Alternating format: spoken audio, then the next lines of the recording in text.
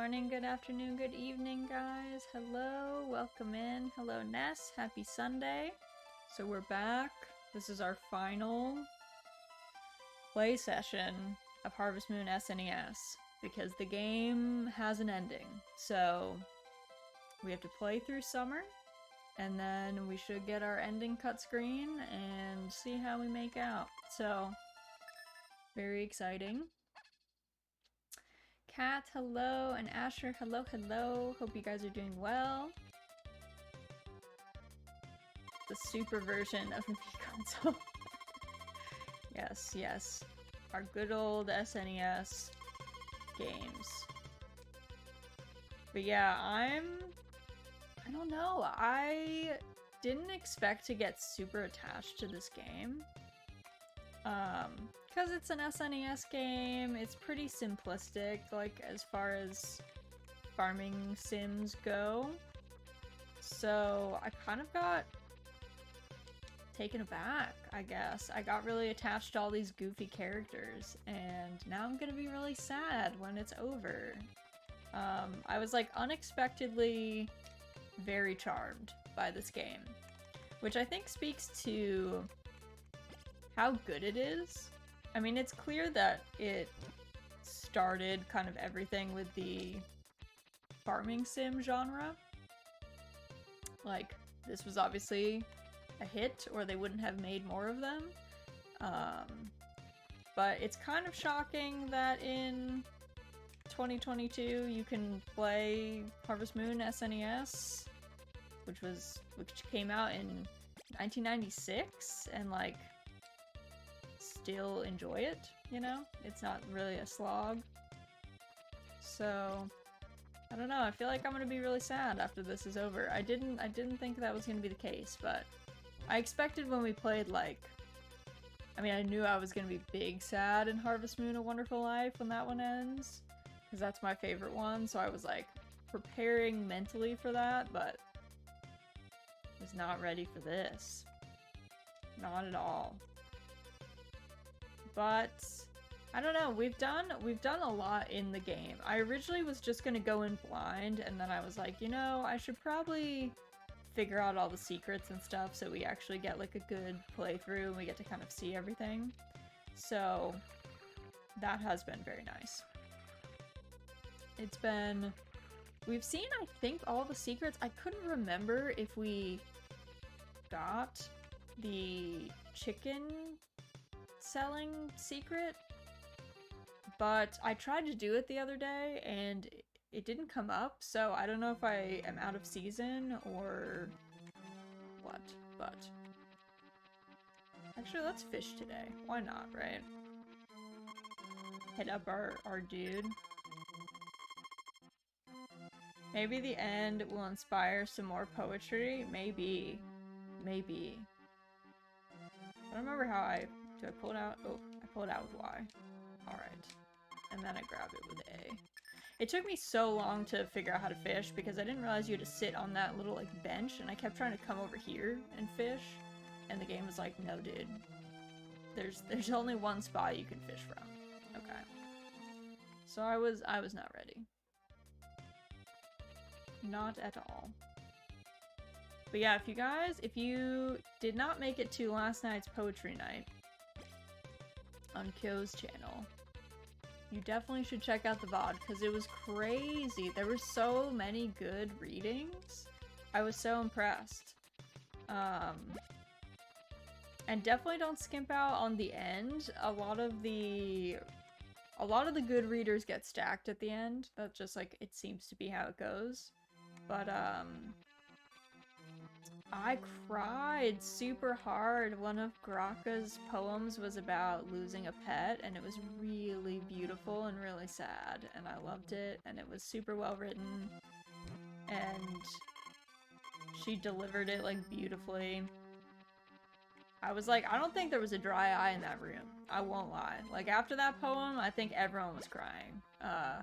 I know Kyo was crying, because I heard it in her voice when she had to come back on to MC after that.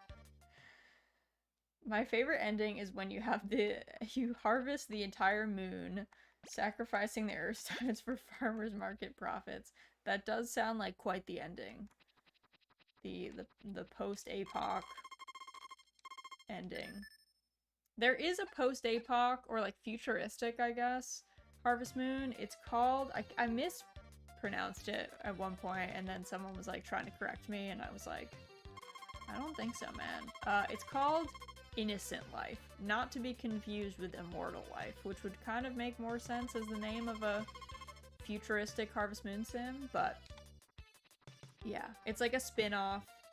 They only did one. I don't think they like did more of them. It's a little bit more like RPG-esque as far as I'm aware. I would definitely be checking out the VOD. I had to dog sit while it was on. Yeah, I mean, like, there's never any pressure to show up for things live, but if you like poetry, I'm just saying it was a really good time. There were a lot of really, really good poets. It was Kyo's 100th followers celebration, which meant that like a lot of really good poets from previous poetry nights kind of like made time to come out. So it was a crazy big roster and like super talented. Some of my favorite poets from previous times were there. So it was definitely a good time. I went second, and I always prefer to be earlier in the lineup. I've been late in the lineup several times, but I am East Coast, so the later time slots can be a bit rough for me because I kind of want to like eat and stuff. You know, nourish oneself as you do. And I will say though, Verdant always opens the show pretty much. Like I think every time that he's like been able to make it, he opens the show, and he is such a good opening to poetry night because he always brings great poetry and he has like excellent energy. We have also geeked out on old GameCube games and some of the older Harvest Moon games before, so he is a great friend of the channel and he has excellent taste in games. West Coast, Best Coast, East Coast, East Coast. Whoa, whoa, whoa. None of that slander here. I always think of it as a baton pass. We get to see parts of the day before you guys do, and then we pass it on to you.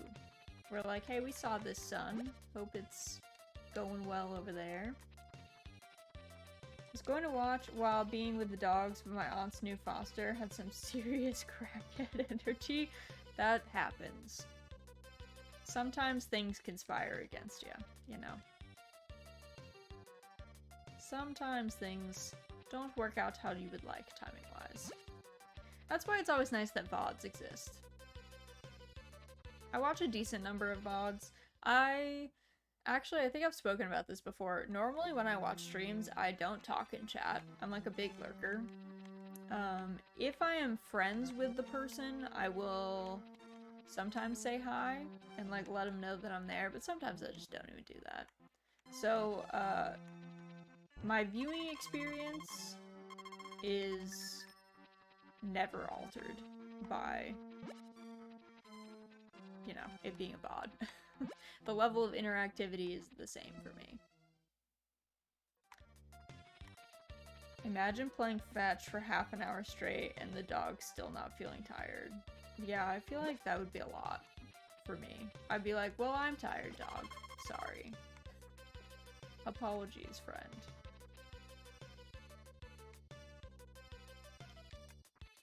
I feel like we have not trained Koro nearly enough, so I don't know if we're gonna get the, like, I'm best friends with my dog ending. Same thing with Calf. I don't know if Calf is gonna be like, I'm best friends with Calf, because we didn't really ride him around anywhere. Because you can only ride him on the farm. So, meh. Now we'll wait to see if the shipping dude comes. I always forget, it's so weird to think that there's no festivals in summer either. So like we're done with festivals for the game. Maybe, I don't know if we can hatch another chicken as well. I don't know. The chicks in this game are really like, I don't know, They're very cryptid-esque. They're kind of creepy. I don't know about them. I like how the adult chickens are very like round and fluffy looking. I like that about them, a little chonky, as chickens should be. But the chicks are just, I don't know, they have this way that they turn their head that really freaks me out. I'm always like, are you good, sir? Are you good? I can't believe we have to say goodbye to Harvest Moon after this. Lore, welcome in. Don't remind me. I think I might cry. I'm so, like, I got so charmed by everybody. Now we're gonna say bye. I didn't think I'd even like these people. And then Nina came into our lives, and look where we are now. She's warped our whole Harvest Moon experience. Like, where would we be without Nina? Right? Like, we've completely altered how we've been playing farming sims ever since we met Nina. And she fed us that frog. She almost didn't win the vote, too.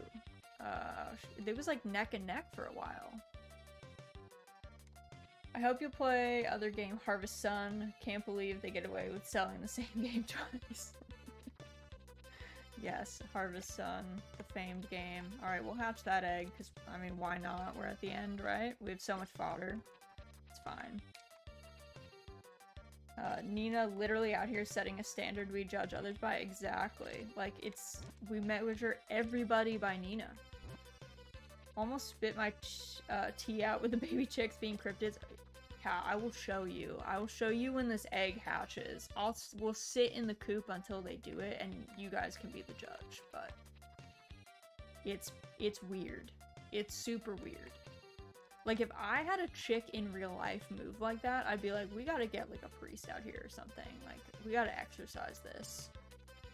This creature needs help. This is not natural. I don't know. It's very spooky.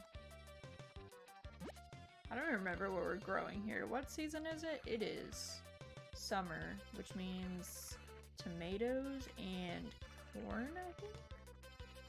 Which is, like, not bad.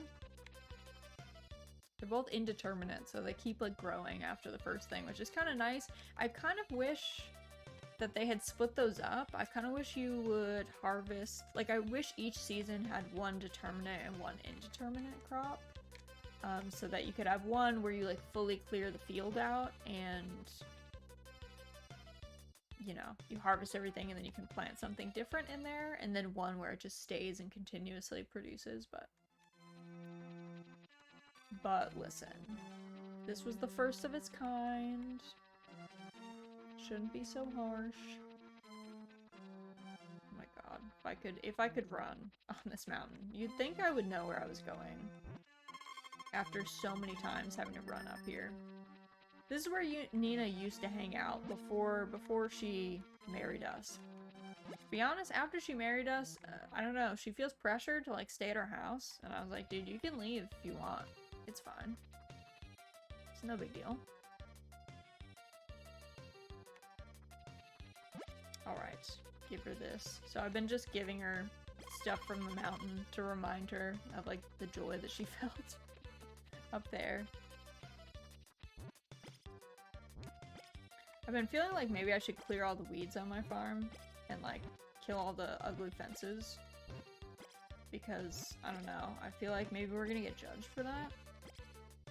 Maybe. So, maybe that's something to do every day. You can just work on making this place. we kind of let it go. We didn't really go too hard after a point. Which, you know, hey.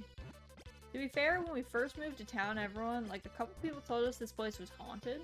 And it was like, no one told us that before we bought this place. Aren't you supposed to disclose that?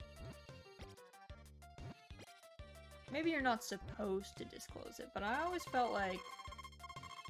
I thought there was a thing that is like common courtesy that if you think your house is haunted when you're selling it, you're supposed to tell the people that it's haunted. Alright, Nina's out there. Come in here.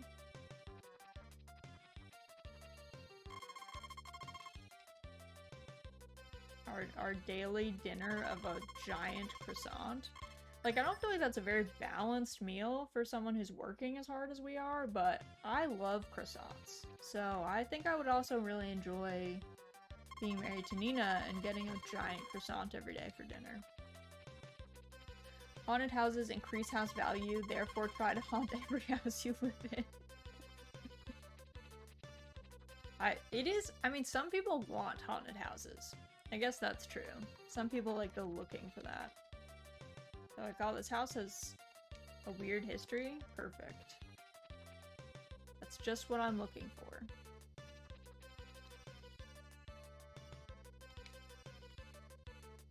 So yeah, maybe a way to increase... Maybe a way to make your home stand out on the market.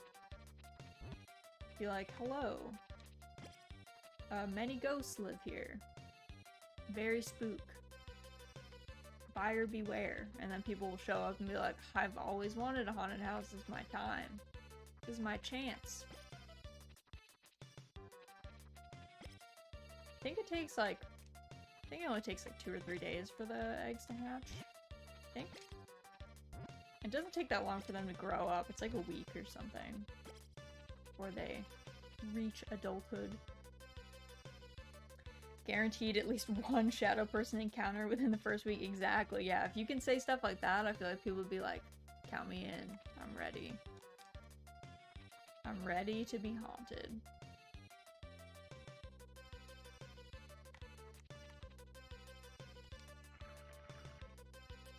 It's like 50-50 though. You know, some people are like, never mind. I won't buy this house. But you'll get some people. You ever see a house on the market that you're like, this place is definitely haunted? You could just tell. It looked like, just the way it looks, you're like, dude, you're not fooling anyone. We know. We know it's haunted. We can see.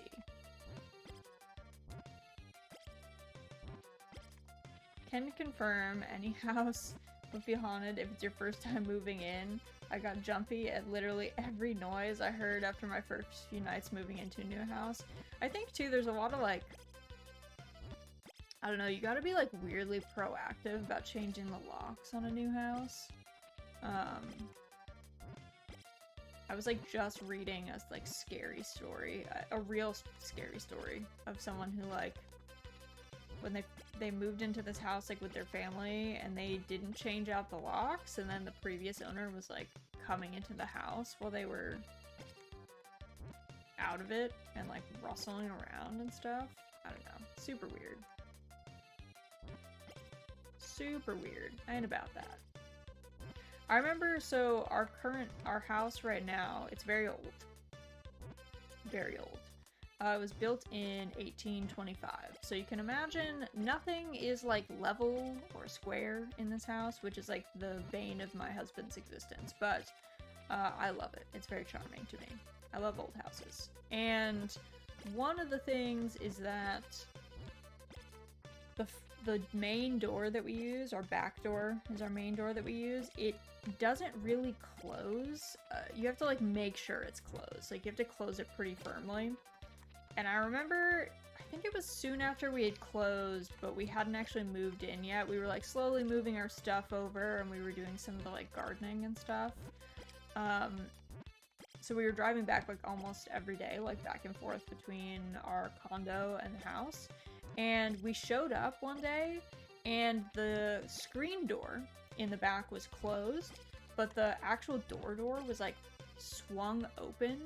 And I had like an actual spook moment where I was like, hold up. Did someone like break into this house right now? Turns out no. We had just not fully closed the door, and then the wind like popped it open at night or whatever. But I was shook. I was actually like freaked out. We had to walk through the whole house. I like checked the attic. We have like a crawl space. I was like, I don't know. My favorite genre of that story is previous tenant was still living in a hidden crawl space or something. Yeah.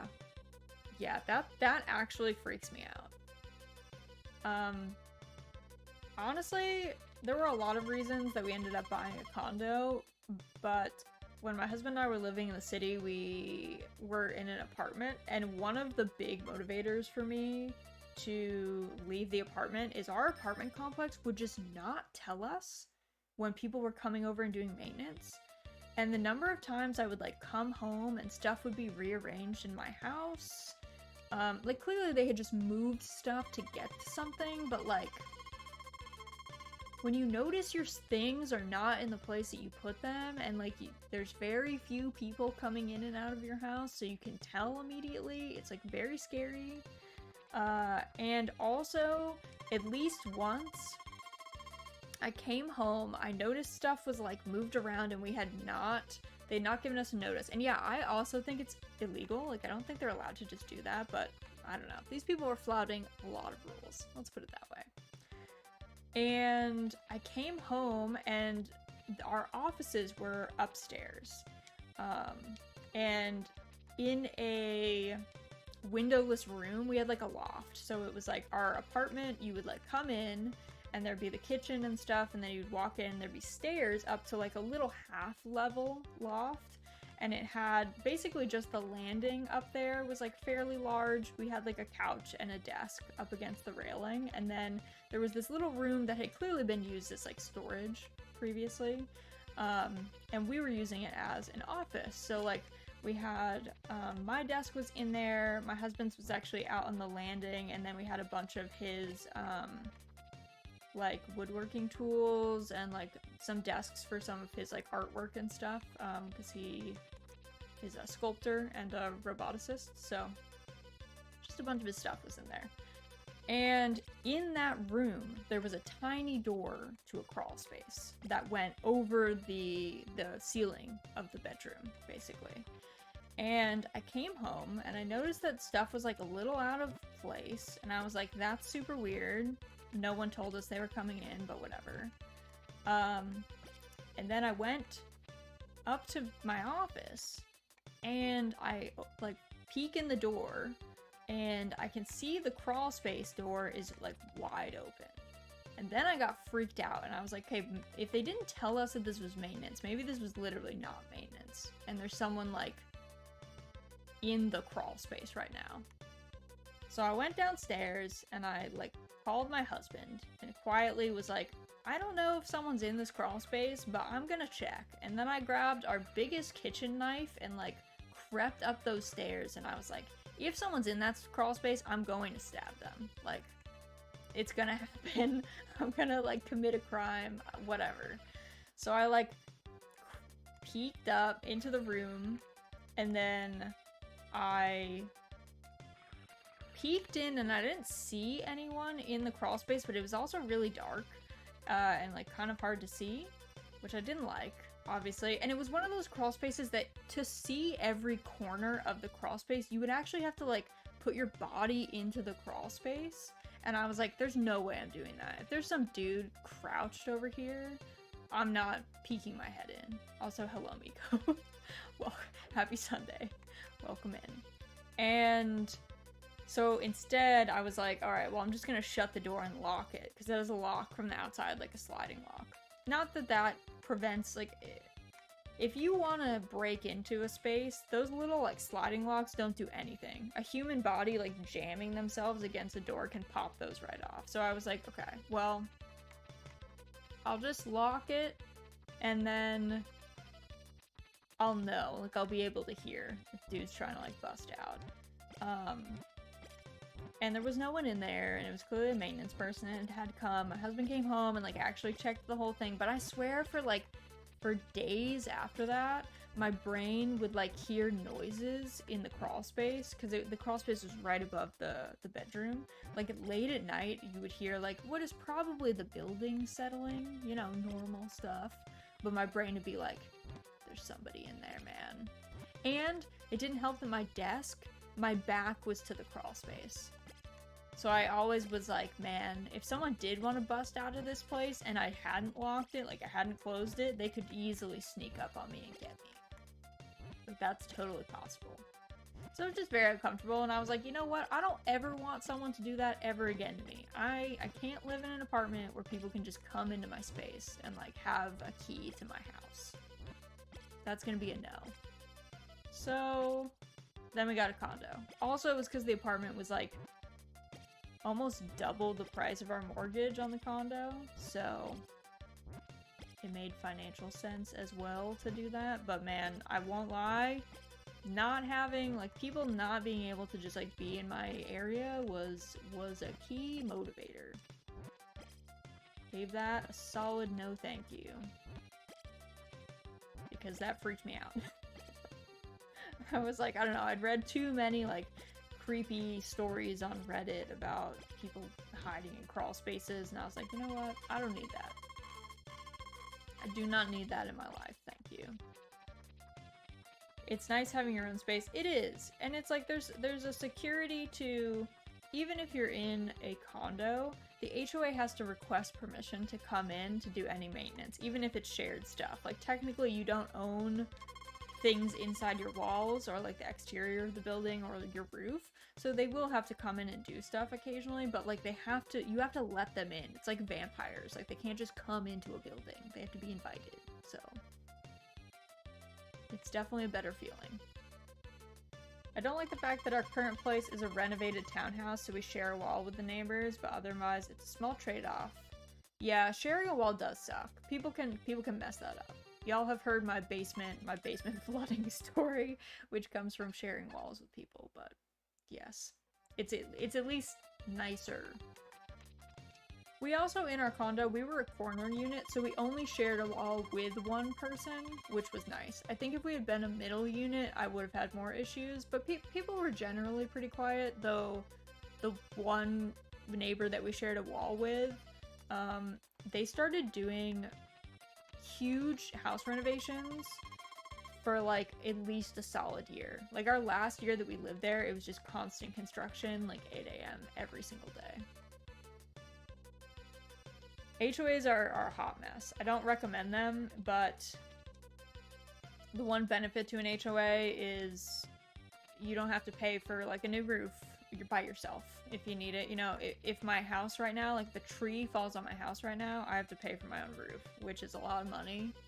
So it's nice to split that sometimes, but HOAs are their own bucket of fun. And they can be objectively terrible. I think if you're in a small HOA, there's very few of you as tenants and you can all kind of like weigh in. It's a much better situation. The more people that are part of your HOA, the more of an absolute nightmare it is. Okay, look at this chick. Okay, it looks normal, right? Now it has turned sideways. What is it doing? Why is its face like that? Like normal? Not normal. Normal? And then it's gonna turn. It looks like the Kodama from Princess Mononoke. I don't look at it. Like, why does it look like that? It's very cryptid-esque, okay? I'm just gonna say I don't like it. I do not like it. Yeah, Miko has like a nice HOA setup. 4 units, ideal. Ideal. We love all our chicks, the deformed ones. It's not that we don't love them, it's just that they're kind of scary, you know? It's just, you know how like little kids sometimes say like really creepy things? It's that same thing. It's not that you like dislike the kid, but you dislike how like creepy they are, you know? Like, apparently when I was a child, I had a dog, alright? We had a family dog, and we lived kind of out in the woods, and there were coyotes near us. And one time, my parents were like, Raz, don't, I also almost just doxed myself and said my real name. Raz, don't let the dog out at this time without like watching her, because there are coyotes out and she'll like take off and go chasing them and like she could get hurt. Because when coyotes by themselves are not a big deal, but if coyotes start running in packs, they're actually very dangerous. They get like mob mentality and they'll like go after like much larger things. Very spooky. Anyway, and apparently I looked my parents dead in the eye. I was like 6 years old and I was like, if a coyote hurts our dog, I will break all of their legs. And my parents were like, dude, why you gotta be like this? That's so weird. You're like 6. Like, why? Stop. Stop threatening wildlife. But I was like dead serious. I was like, no, I'll kill him with my bare hands. And my parents were like, okay, just don't let the dog out, please. Okay.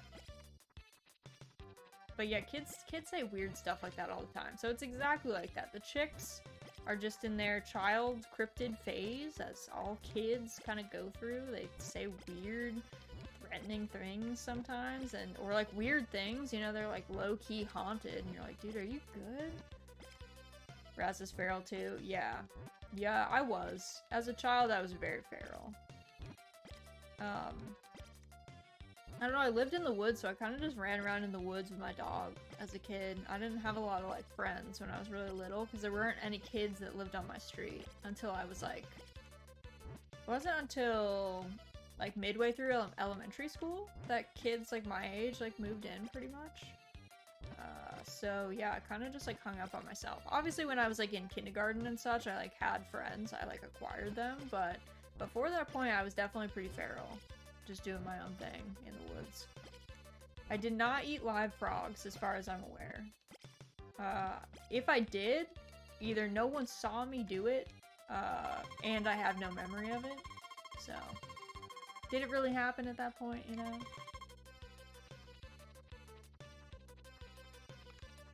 Questionable. But I don't think I ate live frogs. I didn't eat dead frogs either. I don't think I have consumed any frogs. I don't even think I've eaten frogs at French restaurants. It's been on the menu, but I don't think I've ever actually ordered it. But people say it's not bad, so...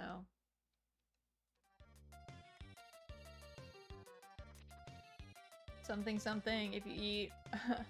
if you eat a live frog in a bog and there's no one to see it, did it really happen? Fine question, right? I had frogs before. Not bad. Definitely startling.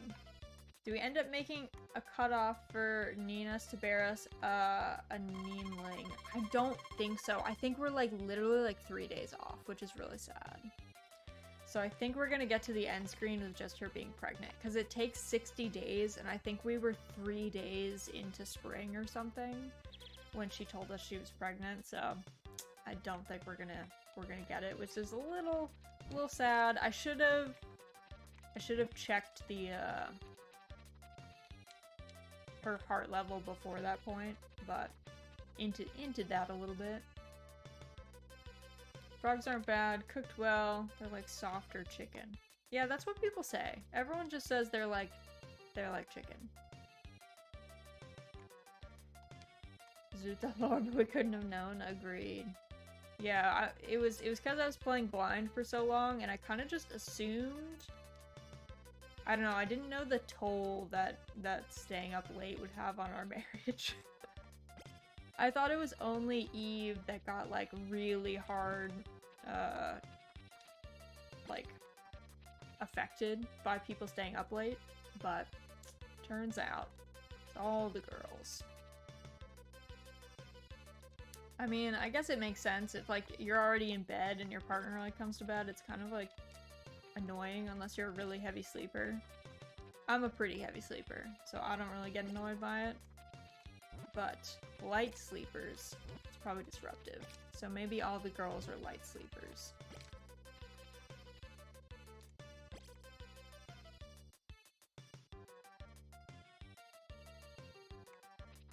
I keep like almost forgetting to water, and then I get out and I see the crops. I'm like, oh yeah, these need water, just like in real life. My real life crops need water, and I've not watered them like a while. Thank God Mrs. Loremaster sleeps like a log. Yeah, it's a handy skill to be able to sleep through stuff, but I also remember that like if there was an axe murderer in my home, I wouldn't wake up. They would get me. I would get got. So, you know, there's trade-offs for being a heavy sleeper versus a light sleeper. I feel like, as with anything, with relationships, you should pair up, you know?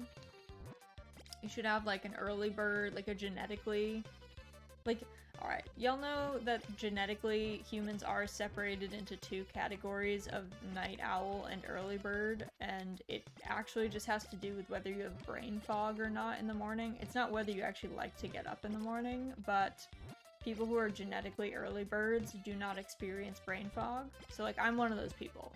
Once I wake up, I am awake. I can immediately function. I can do like whatever I need to do immediately. There's no wake up time.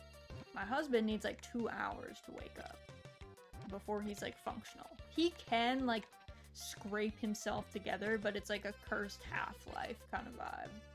So I feel like you should pair up that way, you know? That way you're covered. If you have something that needs doing in the morning, one of you is like functional, you know? Split your stats, you know? Make a well-balanced party in a relationship. True, my SO like stares at a wall for hours. Yeah, like the people who are genetically night owls are just, they're not meant to function immediately upon waking up. Local doll tries to gaslight me into thinking I'm a morning person. Listen, Ness, if you don't have brain fog, you and I are like, do we like getting up in the morning? No. But genetically, we're meant to be around if things need doing in the morning in our human settlement. I'm a horrible mutant that can adapt to any sleep schedule but will never get enough sleep regardless of what it is. That sounds like a truly cursed Half-Life thing. He sleeps at like 5 a.m. That is late. Hiji does that, Miko? You gotta tell that man to like fix his schedule, dude. It's 5 a.m. that is whoa, bro. That's wild. I'm definitely a night person. I'm much better at staying up for long, long hours, but not great at waking up. Yep. The night owl gene, gotcha. Not a problem for me since I'm part of the singles club. Listen, Kat, we're just saying when you get a partner, split your stats. Who cares about, like, I don't know, like, don't ask your partner, like your potential partner, go on a date and be like, what are you genetically, a morning person or a night owl? You have to ask them that. You gotta be like, we have to check, bro. And then you have to ask them about their, like, disaster preparedness stats, you know? You gotta be like, okay, can you chop wood? Can you stitch a wound up? Are you able to, like, vaguely fight off a man or an animal, you know? Can you cook? You gotta, like, split your stats.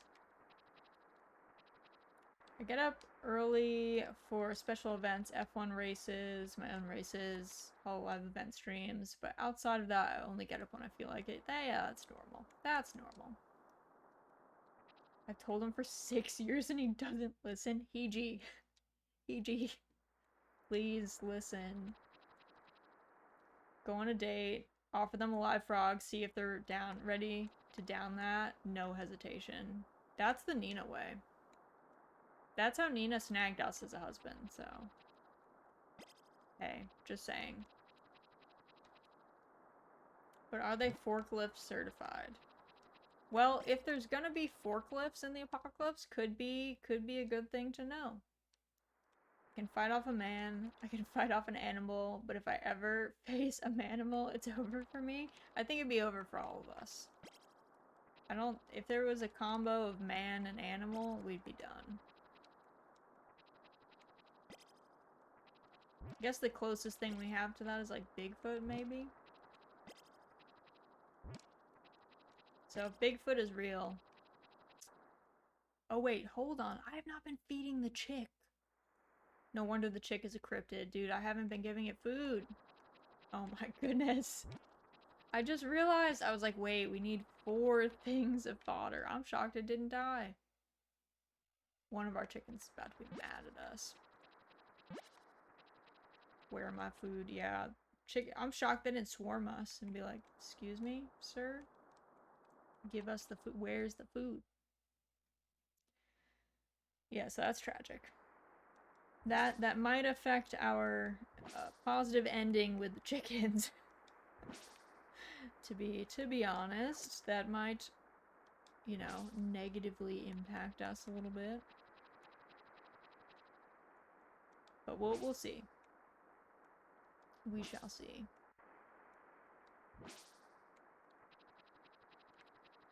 But yeah, don't stop at just partner. You should pick your friends that way too. You should diversify your stats among your friend group as well. You need good communicators, you need people who can build things, you need strong people, you need fast people, you need people who know how to cook well.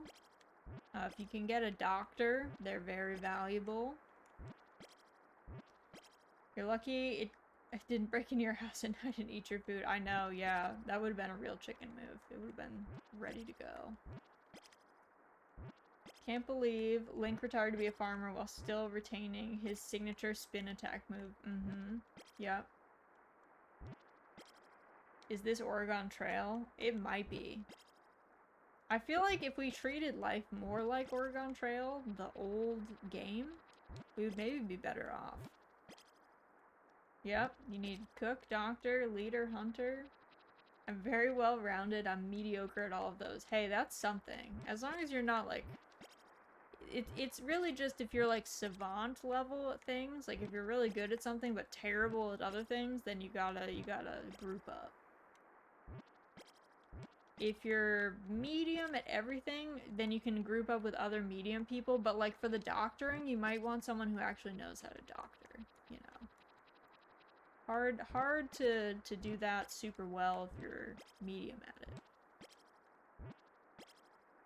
12 grandfather clocks, 1 pound of bacon, 0 salt. That's how we always did it, right? If all else fails, you can go for an engineer. I can confirm we're all at least baseline socially awkward. Yeah. But you guys can do stuff. You guys have some skills in building and stuff. Organization, maybe. Also, Mighty T, thank you for the resub for 5 months, bro. Already out here spitting on me, though. How you doing? Harvest Moon, hello, Crow, and welcome in. It's the end. It's the end of Harvest Moon. We're in our final season. Hope your Sunday's going well. You're ready to relax. I'm glad. It should be relaxing. I don't think it should be anything stressful. I know, it's gonna be over. It's gonna be sad. We're gonna start another Harvest Moon game after this. We're gonna start Doraemon's Story of Seasons. Not today, probably. It'll probably take us the full, like, 3 hours to get to the end, but that'll be our next one that will start up in the chain. 5 months of maybe not being an Assassin's Guild. That's what we say. Probably not an Assassin's Guild. There's no evidence to suggest that we are. The Jam Fam retains its, you know, family-friendly status. Doing okay, how are you? I'm doing pretty well. I have a stressful week of work ahead, and I have to be on a software release at midnight tonight, which I'm not excited about. But other than that, not doing too bad. It's warm. I guess I could do with less warm weather. But hey, you know, beggars can't be choosers. I can't change the weather, so stuck with what I've got.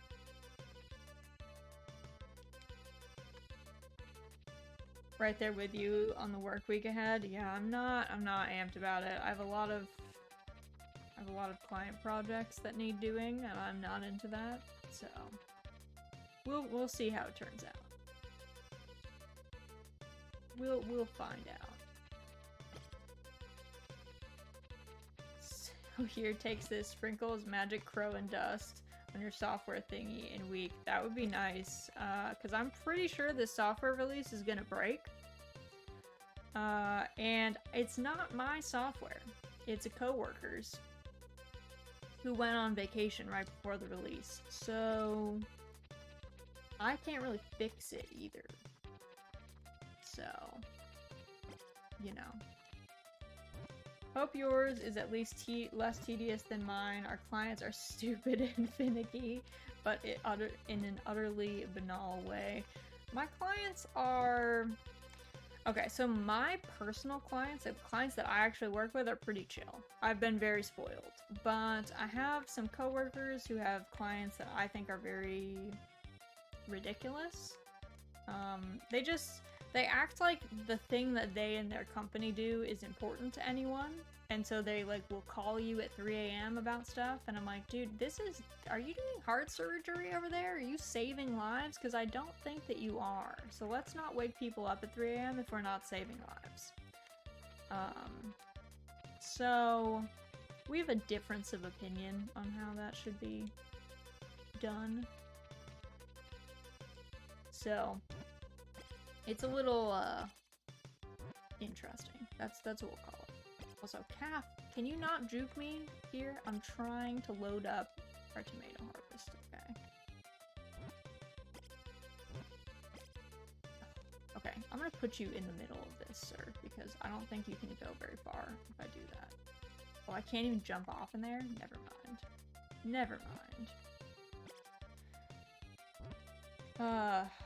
Calf, I've lost so much produce to Calf just like hard juking me here. It's been a journey. It's been something. Can you stand here? Maybe? You can only do what you can do. Yeah, you know, there's no point in stressing too much. At the end of the day, after 5 a.m., I just leave. If I'm not saving lives, I don't really care that much. So, and I'm not. So, you know, you just vibe. You do what you can. The day my clients get a hold of my phone number is the day I personally fight Mr. JP Morgan in the parking lot behind Denny's. Yeah. They made us give our clients our numbers, which I didn't like. We like don't have a company phone number, so it's just everyone giving that personal number out, which tells you like really how professional the place is. So yeah, my company's been going out of business for like 5 years pretty much. And I've kind of just hung around because the work is pretty easy on me at this point usually, but I think we're reaching critical mass of incompetence. So yeah. The time for a new job is approaching. I kind of save lives with my job, kinda. That's fairly far removed. I feel like, so like the way that I do it is like things that I find okay for people to ping you about is if like you work in like healthcare, you know? Or if you work in like banking, like if people can't get access to their money, that's pretty rough. But if you're just doing something that makes, like, rich people richer, let them stew, man. Let them stew. You don't need to cater to them in that way. Also, the auto mod didn't want Rowan to say PP, which is an interesting choice there, but alright, auto mod. Dying off of a company or office is always interesting to live to. It really is. It's a really strange space to be in. It's a really weird spot. Because, like, collectively, you know that it's all, you know, it's like being on the Titanic, you know? The ship is sinking. You can all see that the ship is sinking, but you're all just kind of, like, sitting there still. And you're like, so do we get on these lifeboats, or is that not allowed, or what is the jam here? What is the protocol? Healthcare or banking? Oops, Raz just mentioned the two biggest users of the product I work on. If your software or whatever, like, doesn't actually do the reconciliation for banking, you're off the hook. It's only if it's the banking reconciliation software that goes down, which is how they, like, decide who has what money in an account. Yeah, like pretty much I feel like the musician on the Titanic, and I've felt that way for, like, 5 years. So, maybe it's time to get in the lifeboat, if you know what I mean. Not just banking apps going down. Whatever, man. People can live without banking apps. I think reconciliation isn't done via the cloud. Probably not. Depends on the software, I suppose. Not gonna lie, I'd be duding on my recorder as the ship was sinking. I mean, most people, I feel like if you're on the Titanic, right? If we all go back to the Edwardian era and we somehow like have the money to get on the Titanic one way or another, and the ship starts sinking, and you know that you're not gonna get off, you might as well vibe, you know what I mean? There's no sense in like panicking if it's like a we're not getting out of this kind of situation. You know? You might as well just hang out, play on your recorder, vibe. The minute you, like, I don't know, panicking doesn't do you any good, you just feel worse about the whole thing. If you think you can actually change things, panic, you know, I mean, maybe still don't panic, but, you know, take action or something, that's fine. I'd go with the slam alcohol option. Yeah, like, if the ship is sinking, go to the bar and just be like, alright, well, this is it. Just, you know, this is it. It's over, man. Like, we all gotta die sometime. It sucks if you weren't expecting it, I guess, but like, you know, you have options there. Exactly, open that 30-year-old scotch, make it count. Hey, you know? My recorder skills transcend mere beginner tunes. I can bust out Sandstorm or Megalovania at a moment's notice. You're ready then. You're ready.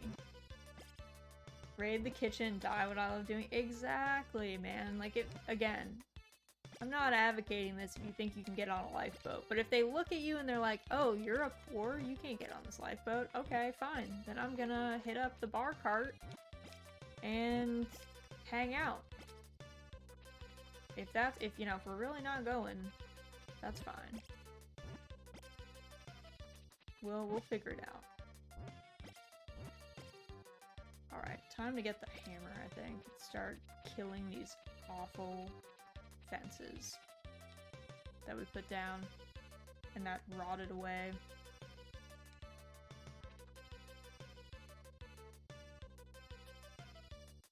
Fighting the line cook for not making your eggs right? Is that what we think Cat is about? Because I don't feel like Cat. Also, how did this grass get here and not get mowed? Interesting choice on my part. Interesting. Yes, fighting the kitchen staff, definitely not stealing food is what I meant. Yeah, see that's, I was like, ah, Cat's gonna raid, get all the good food, vibe out, enjoy a nice meal.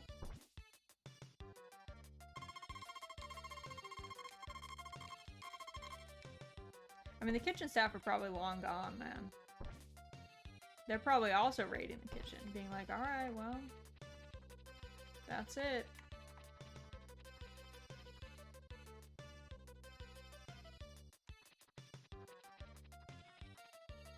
I mean, this is all hypothetical. It's easy to be like, yeah, you know, don't panic. Just go to the kitchen. But being on a sinking ship is probably pretty panic-inducing. I just don't think that human beings should be in water. I don't think we're meant to be there, you know? Even the tiniest minnow is a faster swimmer than a human being. And I think that says a lot about where we should and shouldn't go.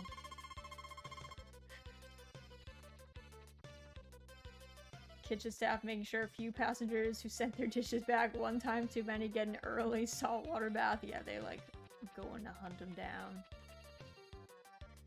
When is Raz gonna play Subnautica? Never, because I have actual thalassophobia. So I would cry. Like, there's nothing I hate more than deep water, man. It's, like, actually the most horrifying thing. Like, maybe for a horror stream, if we wanted to do, like, horror in, like, October or something. But I wanted to play Yomawati first. That seemed more chill. Like, I don't know. It's funny because I feel like Amnesia didn't scare me, but I think Subnautica would actually freak me out. I'd be like, dude, no. I ain't here for this. A horror stream, play The Sims. There's nothing scarier than having to maintain one's own life in today's society. That's true. That is true. The Sims is like a uniquely horrifying game in that way, I guess.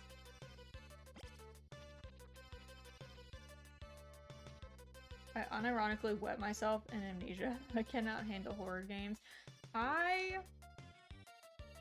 just wasn't scared by a lot of the atmospheric stuff in Amnesia, which is most of Amnesia. Like, most of Amnesia isn't really you running away from, like, you know, the water part is like one tiny part. It's not generally you like running away from stuff that often. It's mainly like spooky noises and doors banging open and like just trying to get you to like get on edge. And I just wasn't on edge. Like in the Amnesia stream, I went around and like was like, there's even a clip at one point. I was like looking at the paintings really closely, and then one of those the drippy monsters, they look like, I don't know, they look like melted wax. Like, was like moaning in the corner, and I was like, dude, I'm trying to appreciate the art over here. Like, you gotta wait until I'm over there to yell at me like that. Please. Get yourself together.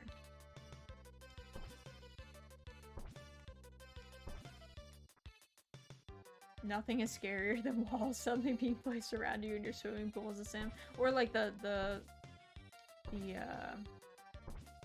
ladder just disappearing. You get in, there's a ladder, you look over, ladder's gone. You've been swimming for too long, you can't pull yourself out. And you're like, well, this is it. That's how you know you're getting got as a sim. Or when you get put in a room full of stoves and your cooking skill is low and there's no door. There was a door and then there's no longer a door and you're like, this is it. I'm out.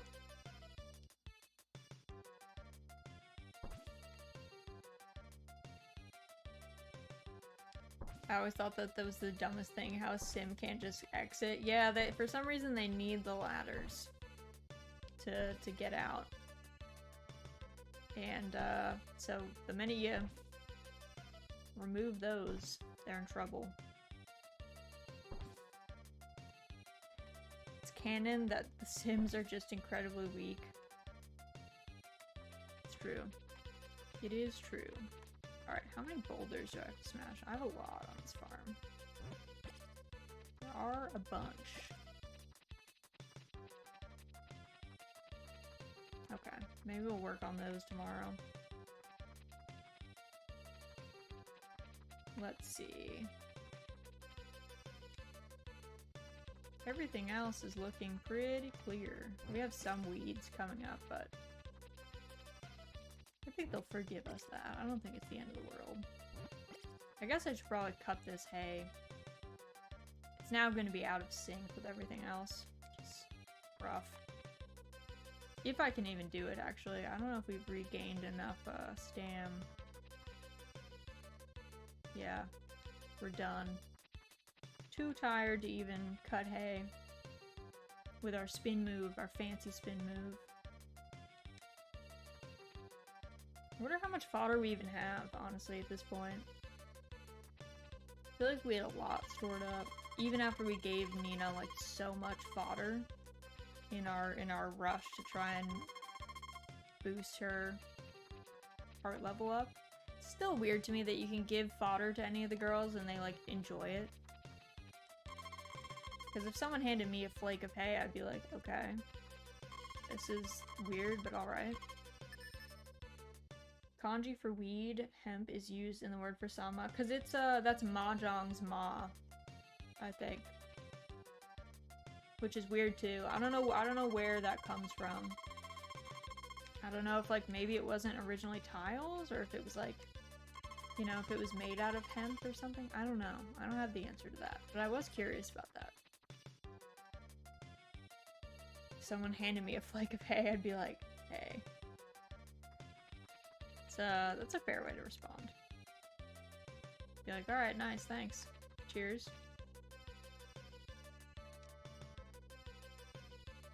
I certainly wouldn't respond as positively as the girls do. Oh, I also, okay, y'all, I have spent, what day is it? Wednesday the 13th. Once I feed the chickens, and I gotta make sure that the, oh, I gotta harvest today, never mind. Plans are absolutely shot from having to harvest, but I found out I have been wondering how to buy cakes, because apparently cakes are a thing you can buy for the girls, and I just realized it's in town, in like the restaurant, sitting on the like bar, and you just have to click it. I just didn't know that. It's been ages. It's a great gift if you have animals. Yeah, but none of the girls have animals. Like, none of them are the daughter of the livestock dealer. He doesn't have kids. So it was even weirder. Even stranger. Let's do this.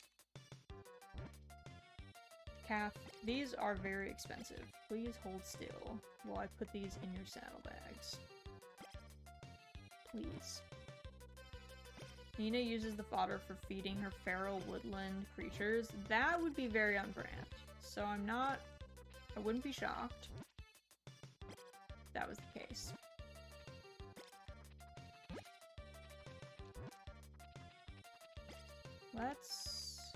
Let's come down here. Oh, just kidding.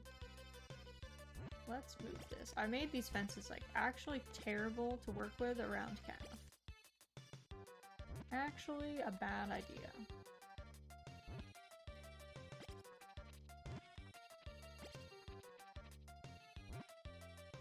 At least that's my working theory. Yeah, I mean, I feel like...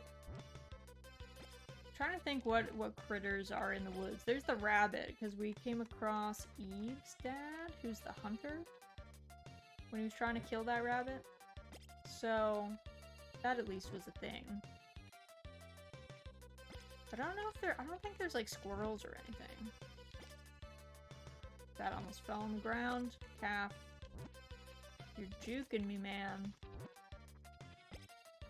Gotta get like as many pieces of produce in there before he like dodges and runs off. It is nice that you can just put all the produce in the saddlebags and you don't have to like take it out of the saddlebags to put in the shipping bin. Calf. Buddy. That was like $50. These tomatoes are very luxury, sir. You're killing me here, Calf. You're killing me.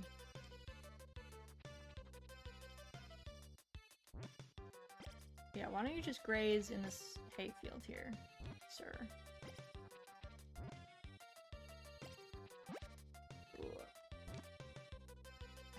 Alright, we did that. Now we have to water. I feel like Nina would have a pet Wolverine or something crazy like that. Yeah. Wolverines are actually terrifying. Have you guys ever seen a Wolverine? Like, not necessarily in the wild, but like, those things are horrifying.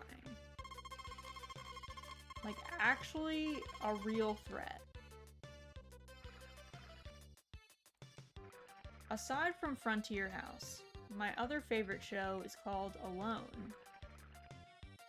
And it's a reality TV show where they give people a list of, I think it's like 15 items. And they can pick 10 of them from there. Things like tarps, or like different like fire starting options or whatever. And the key is that they take all these people and the goal is these like 10 or 15 people get put out in the middle of the wilderness by themselves with 10 items off this list of like 15 items, plus like clothes, you know? And they have to out-survive each other. Like, they have to last out there as long as humanly possible. And they have sat phones, and they have to check in morning and evening so that the team knows that they're not dead. And then they have to do wellness checks with a doctor every 2 weeks. To make sure they're not, like, starving themselves to death, pretty much. And they have to outlast each other, and they never tell them, like, how many people are left. And they're so far apart from each other that they can't ever, like, meet up.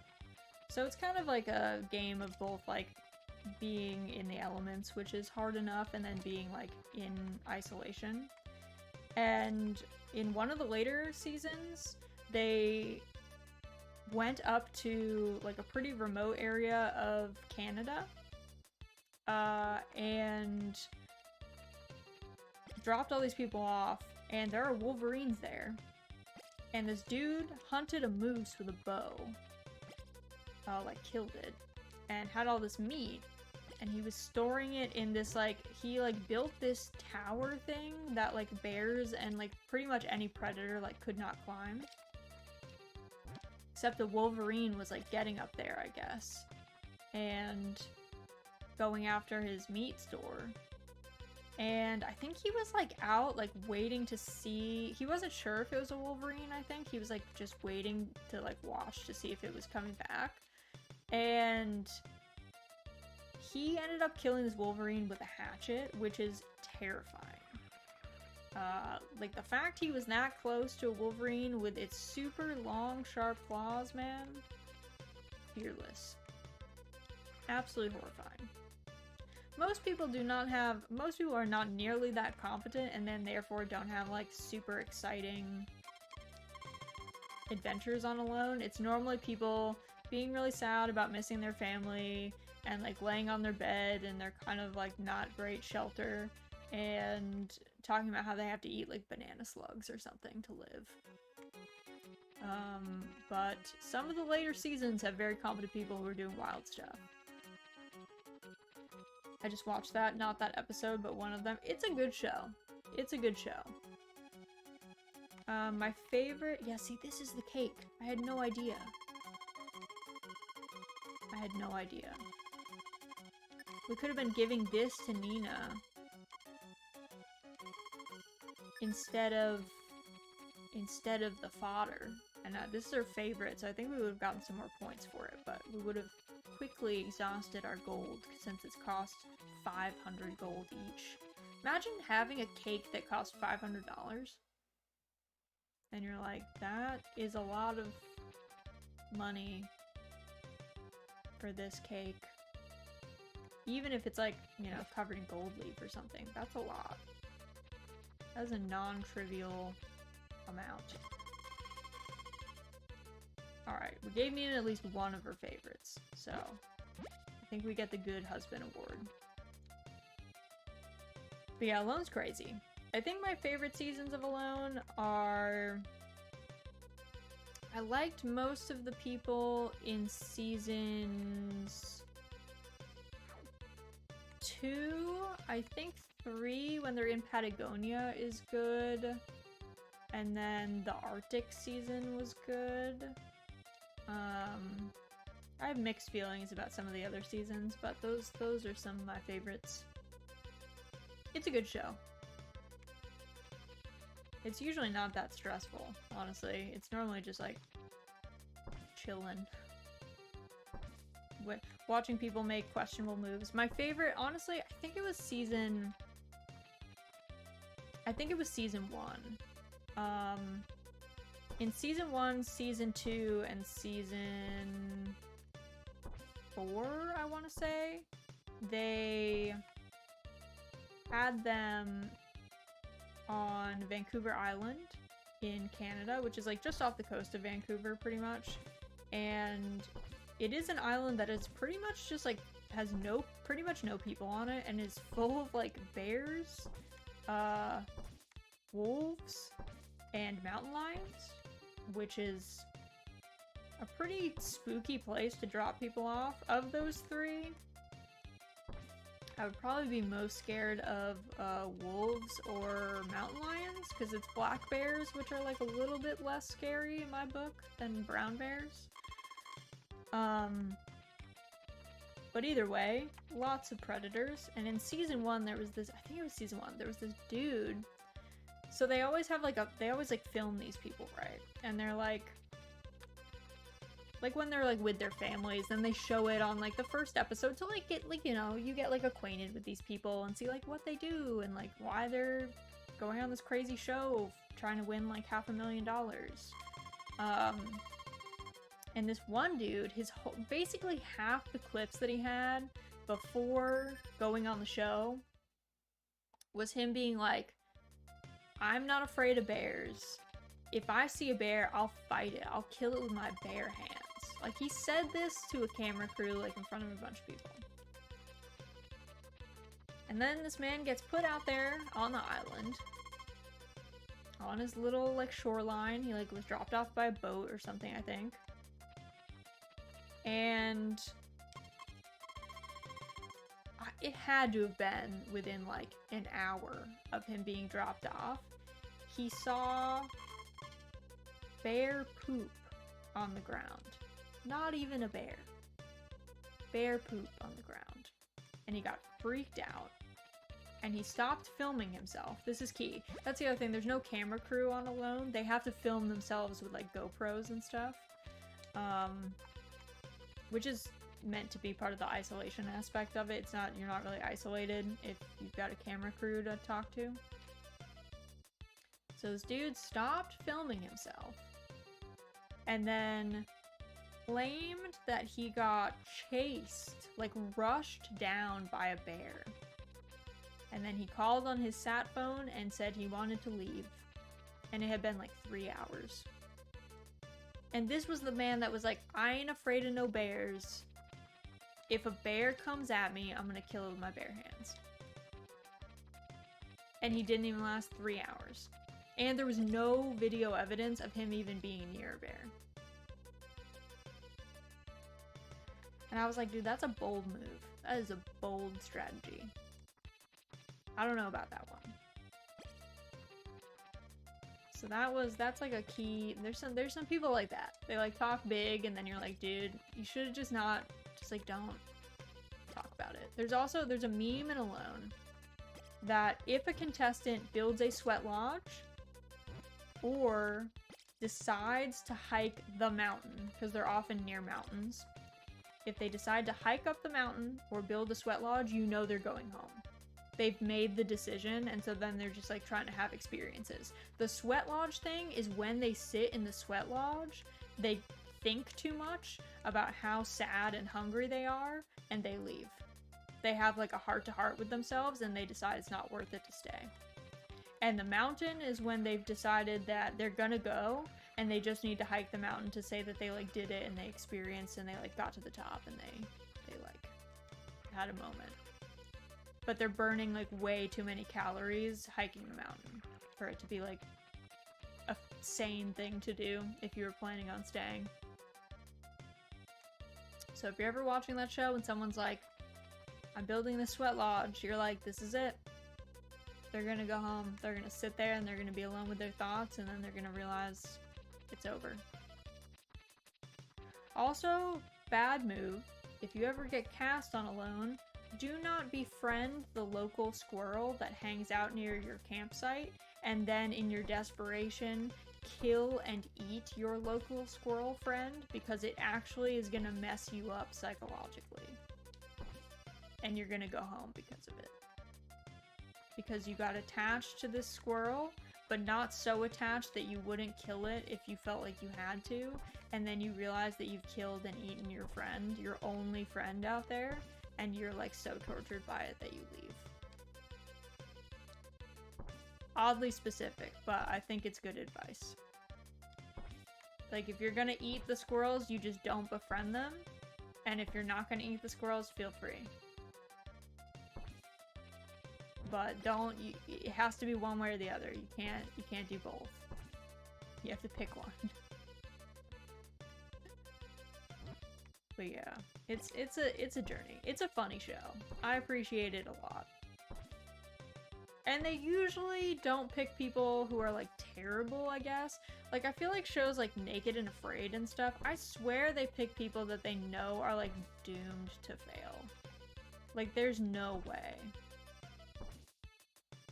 There's no way they look at those people and they're like, yeah, this is a competent person who's gonna do what I think they're gonna do. No way. Not possible. You knew what this was gonna be.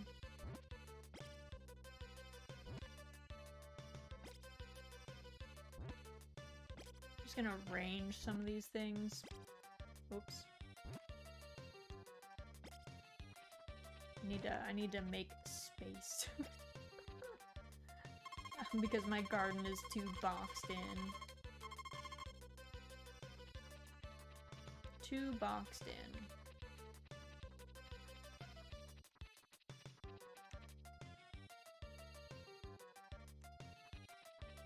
Grab the milker for tomorrow. It's always a pain to have to go into your shed, like in the morning.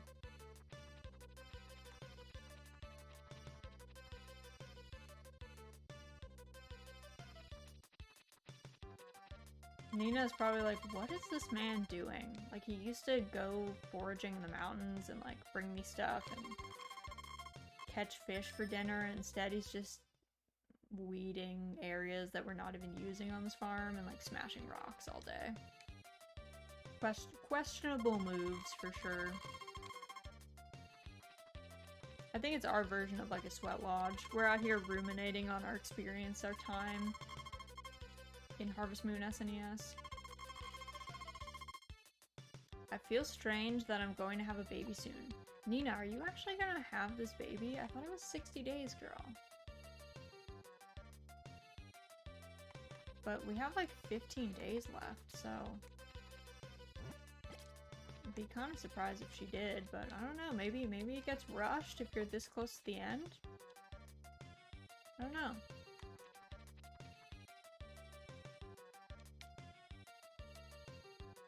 We'll find out, I guess. Because I don't think I would call 2 weeks very soon. I'd call it like days soon. Especially when you're only pregnant for 2 seasons, you know? For only 2 months. 2 weeks is like a lot of time in relation to those 2 months. Versus 2 weeks versus 10 months, you know?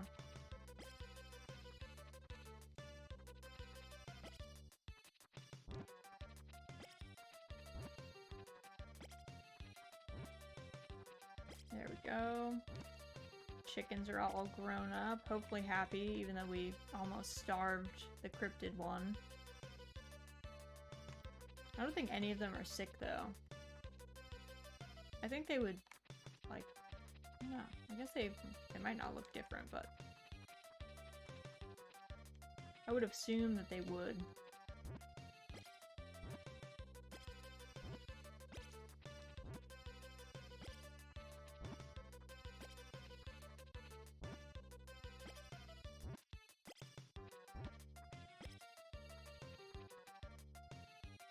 I don't know if they improve how much the horse jukes you in the later games.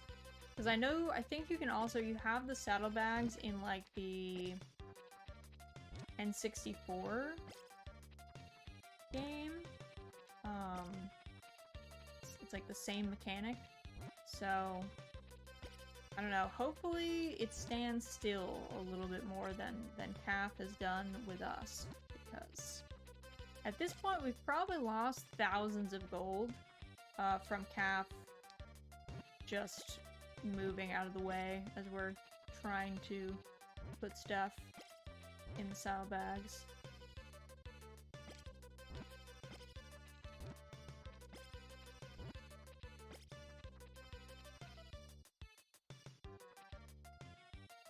Let's see. It's always also, it takes so long to harvest things. I guess that's like fairly accurate to real life. Picking things is not to be underestimated, but dang.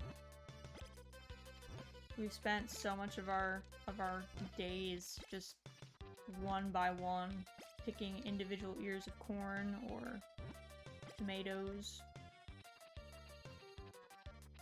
There we go. Alright. I think we need the hammer again.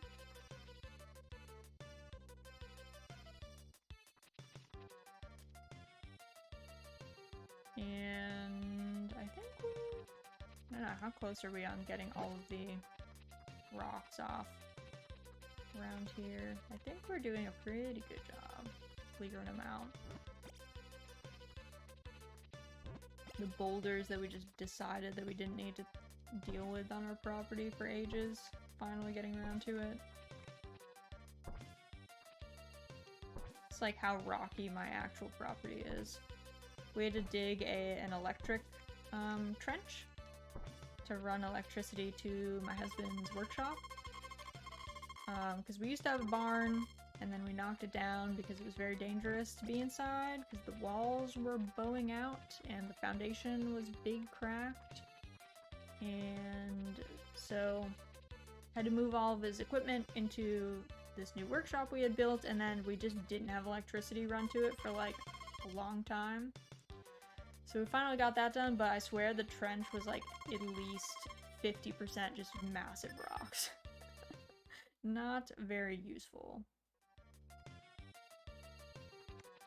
That was also where my husband found that bowl in the trench and then like brought it in a very Nina fashion and told me that I should pet it because it was very soft. And it was very soft.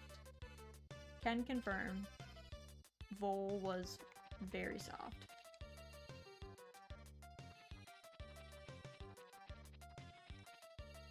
And then he made a little hole for him, I guess, near the edge of the woods so we could burrow and not be like right up against the house in this electrical trench. Would not have been the best place for the little dude.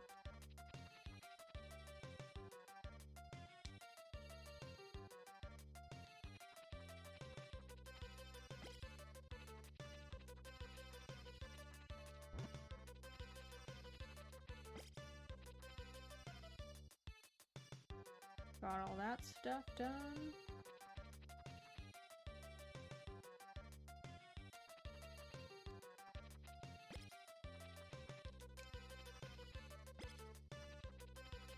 Chickens are wilding out. Yeah, I think they all look healthy. I don't know how you tell if a chicken is unwell in this game, because I think there is chicken medicine, but I just don't know, and it felt cruel to, like, test it out.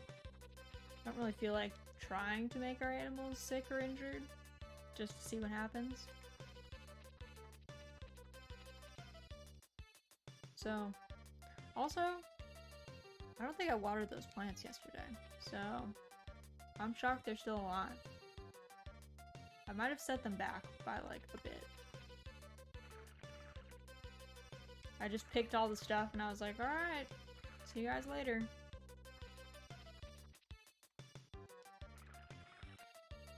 Doesn't really seem to affect them, which is weird. The later games are like way more punishing in that respect. You miss one day in like Stardew Valley and it's just dead.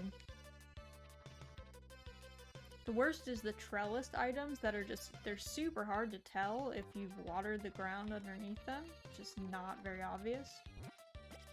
Until they're dead the next day. And you're like, oh, well, turns out I did forget. Turns out I did not remember to water these, as evidenced by their death.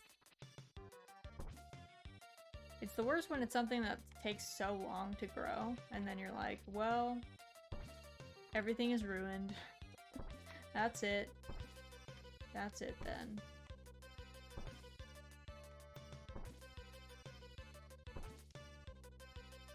I was like trying to see if this did a... It'd be cool if you could smash rocks in a row. Like in Pioneers of Olive Town, there's like a special way that you can smash like all the rocks nearby by like charging it up. But that would maybe be trivializing this. Even with the golden hammer.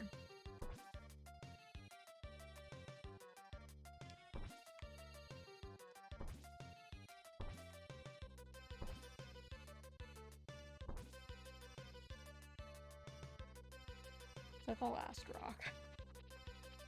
Can we pass out on the last rock? I think it is. What up, Koro? You're like way far away from the house, bud. Why don't you hang out over here? Guess there's a bunch of fencing to move.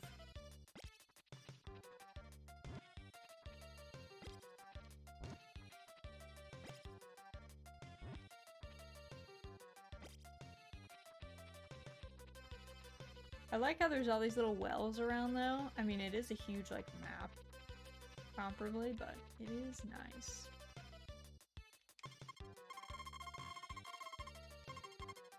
Alright, it's the 17th. We only got 13 more days before the end. I'm not sure if we get to play through the 30th or if the cutscene like happens on that day.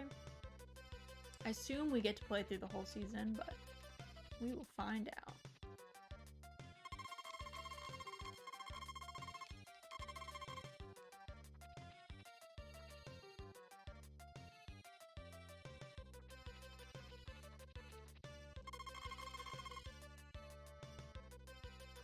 Nightly croissant. Also, we have this weird disaster charm that we got from the egg hunt next to our bed, and it's kind of exceedingly creepy. Like, look at this thing. This bug thing? Isn't that like a bug? Like, what I don't know what it's supposed to be, but I don't like it. I don't find it relaxing to have it staring at me when I'm asleep. Beady little eyes. I don't know. I'm really about it.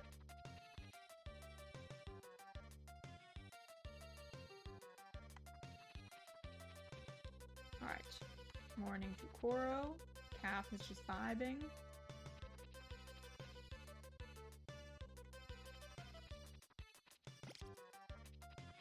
Guess I haven't spoken to Millie in a hot minute. She seems to be doing great though.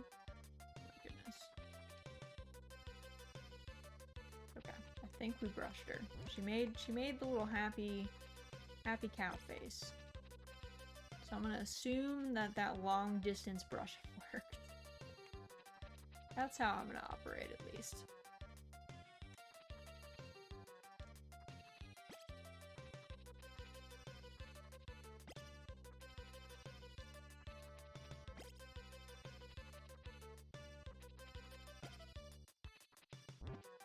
Chickens are congregating.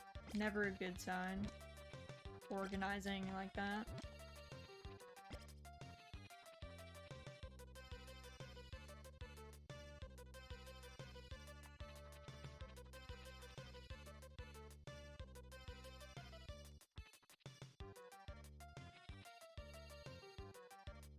Do some watering.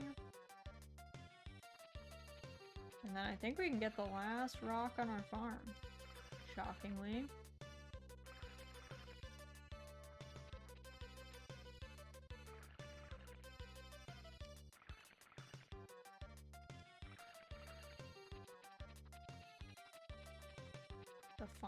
The final rock. I guess it's hay cutting day too.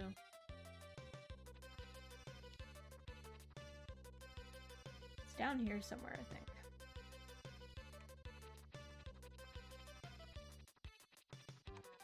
There it is. Final rock smashed. Now, I need to quick look and see if there's any more fencing that's just dead. The worst thing about the dead fencing is you can't pick it up. You can only smash it. And you also can't jump over it, so it's a huge pain.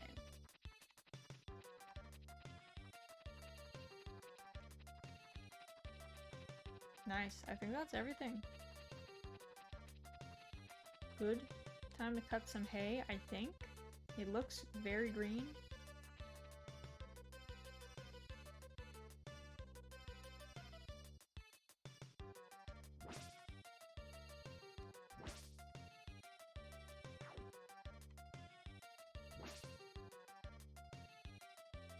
mopping our brow. To be fair, haying is like mad hard work. Also, stacking hay is awful. It's always so hot when you do it. In like the summer. And it's heavy. And the like bale twine cuts into your hands. 0 out of 10, do not recommend.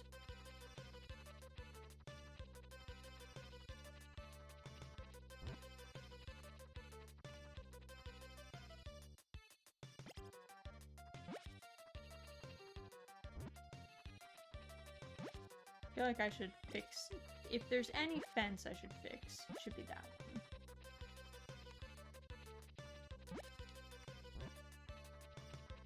The one next to our house, we can at least attempt to make it look not heinous. Maybe. Calf. Please move, sir.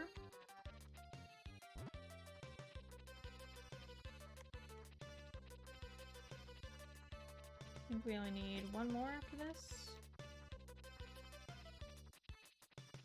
Then at least that will look orderly.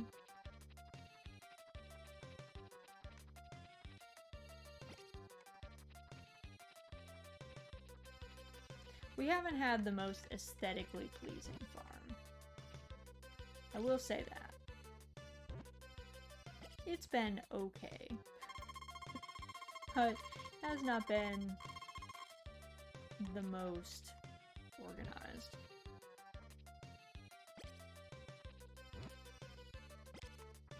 Alright. Time for bed.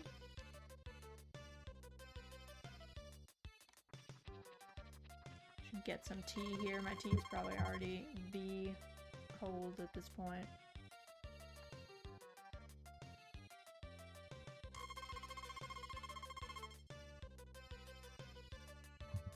On a warm day, it's like not the worst thing in the world, but I feel like I always generally prefer warm tea to iced tea. Maybe it's because I don't put sugar in my tea, and I feel like iced tea without sugar is kind of like medium.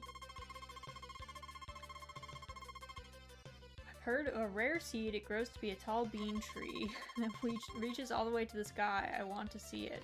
Oh, we should have brought Nina. We already did that, girl. I also prefer hot drinks over cold in general, even in the summer heat. Yeah, it's sometimes not the best choice, but that's my preference.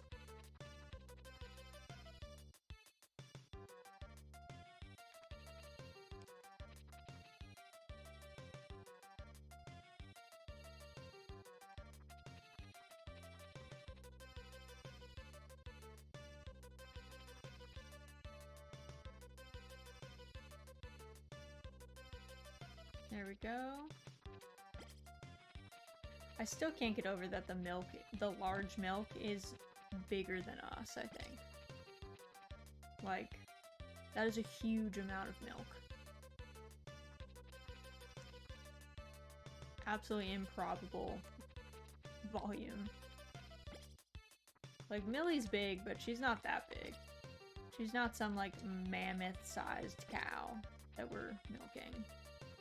She is a normal cow-sized cow. And a normal cow-sized cow does not produce more milk than, like, the volume of a human being. It's usually, like, only a couple gallons, like 2, maybe 3. Something like that.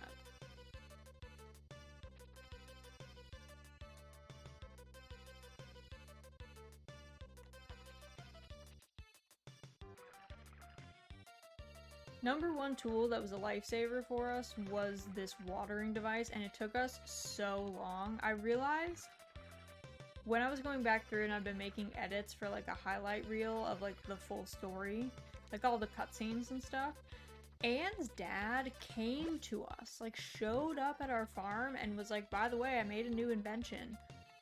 Here's the date it'll be available, and we just never went to his shop.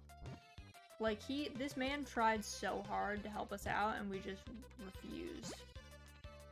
We refused to be there. We were like, nah, we're good. I don't need that. turns out we did need it badly. And then we like stumbled upon it. We were like, hold on, what is this? Like, bro, Anne's dad tried his best.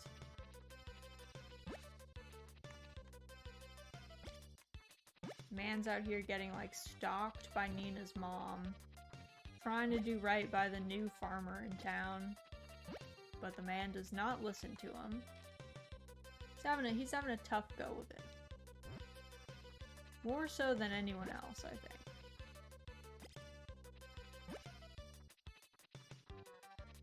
Especially with the Nina's mom thing. Super weird. If we thought Nina was weird, she's nowhere near as strange as her mother.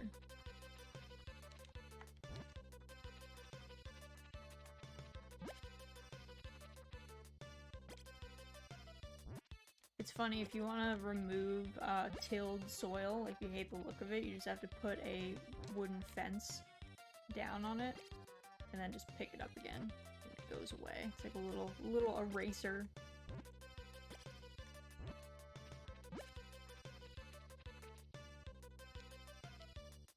Oh, can't put that there.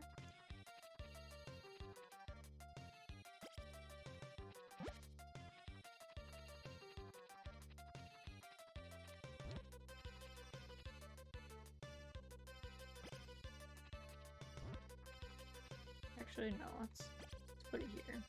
Let's put these along here.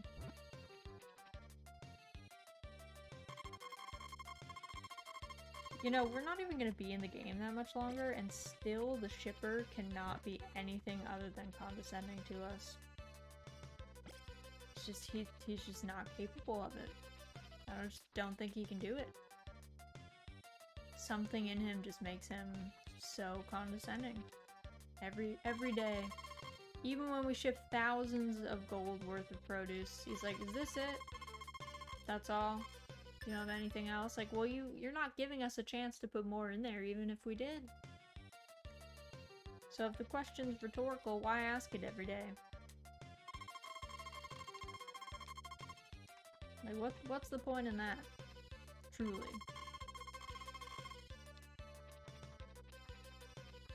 I wonder if there's a separate cutscene for if Nina is pregnant but hasn't had the kids. That's what I'm curious about with this whole thing.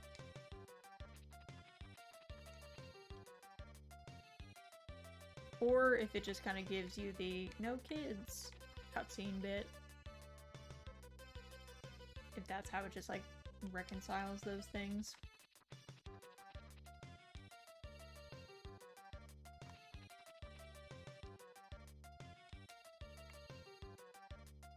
Oh my god, Millie. Millie, stop moving around, bud. Please. She was trying to juke us as hard as Calf does, but she was like stuck in the stall, so she couldn't quite evade us, but it was just enough to like not allow us to get the milk. Just enough to be like a little annoying about it.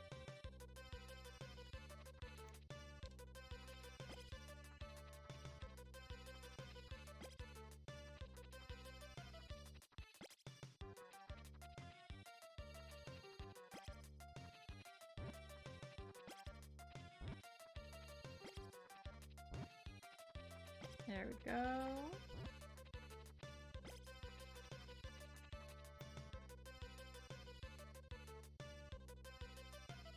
And we need calf for all these veg.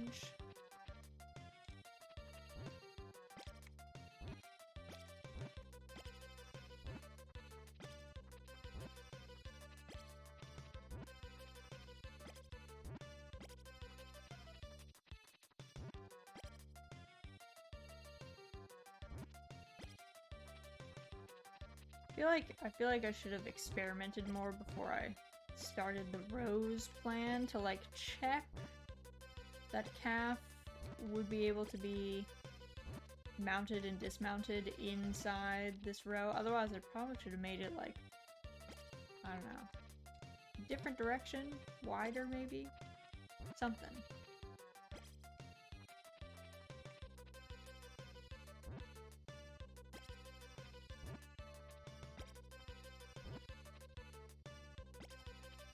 calf. These corn are so expensive. They take so long to grow. Sir. Please, please do not make us throw it on the ground. I'm also making a compilation of every time I threw produce on the ground and killed it. And it's a lot. I thought it was not that many times. It's actually a pretty significant number. That's my next, like, first is gonna be, I think, all the, like, cutscenes and stuff from Harvest Moon SNES, and then will be every item lost to the ground. You know, in a sad, sad music compilation. As we mourn each appropriately.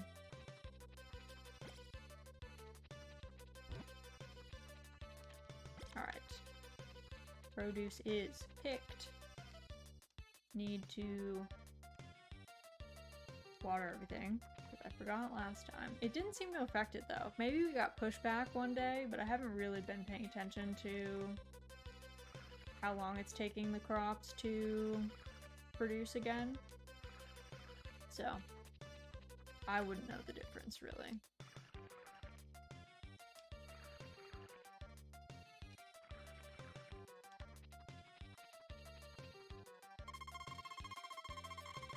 The sky is blue. I somehow feel cheerful. I'm glad to hear it, Nina.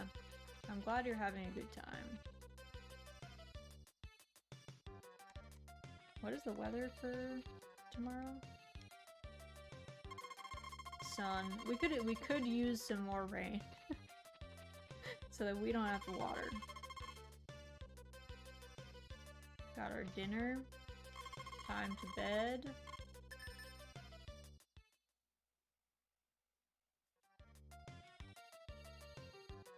Let's see. What day is it? 21st.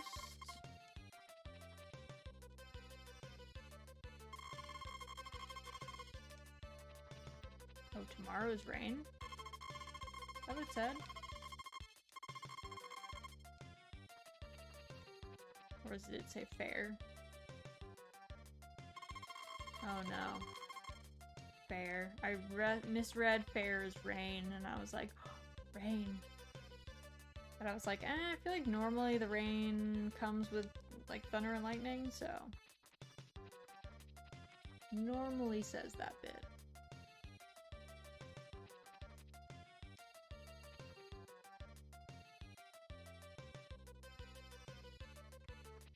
When we were getting close to the end, so like 2 or 3 play sessions ago, I think I was looking something up. I don't remember if it was for the Nina plushie, but it might have been. Like, I was trying to find some Harvest Moon SNES assets.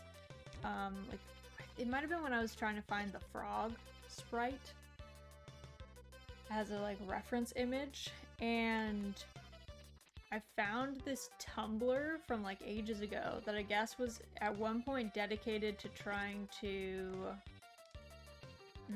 make an archive of some of the older Harvest Moon games that just don't have a lot of their information organized in a sane way on the internet. And they had little gifs of like the mountaintop in each season, and I actually felt myself getting like really sad about it, so I was like, I have to close this Tumblr because it's gonna make me depressed thinking about how everything's ending, and I'm gonna be big sad about it. It didn't really hit me until it was definitely for the Nina plushie. I was having to track down pictures of Nina, and there's the official art for this game is like kind of confusing because the colors in the game don't really match what the official key art or like character designs look like for each character. Some of them are pretty one-to-one, but a lot of them are not, and Nina is one of the ones that like isn't really clear. And in game, she pretty much wears a pink dress with what looks like a light purple or like a lilac apron over it, but in the key visuals it's blue. In some of them. Other ones are like really washed out, so it's hard to tell. And there was like these special artworks that got done of like the whole crew, like everyone in the town, and like these little like group photo-y images, and that's when I started getting like, that's when it hit me that I was like really charmed by this game and sad about it ending, and that I was like kind of bummed that it wasn't just one that I could keep like playing occasionally. That our save has to come to an end. But it wasn't really until I saw everyone like together, and it was like the fisherman was like using his fishing rod to pull the priest's hat off, and it was just like a goofy town photo, and I was like, oh, making me sad. Now our days are numbered. On our big farm that we didn't really like make use of any of the space. Didn't really make use of any of the space on. But it's hard to manage, you know? It's like too much space. I feel like we should say hi to these little guys before it's over.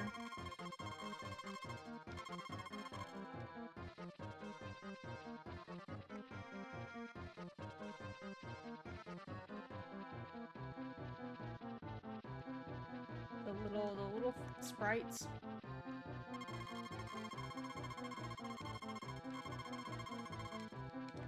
Oh, we tried to get the mole, little man. We tried to put it in our house, and they wouldn't let us keep it. But we gave it a good old try. We weren't gonna let the mole get picked up and just thrown out for no reason. We tried to do things with it. It just burrowed through our wooden floors in its effort to escape. Oh my god, Cora. Cora, come back. Buddy.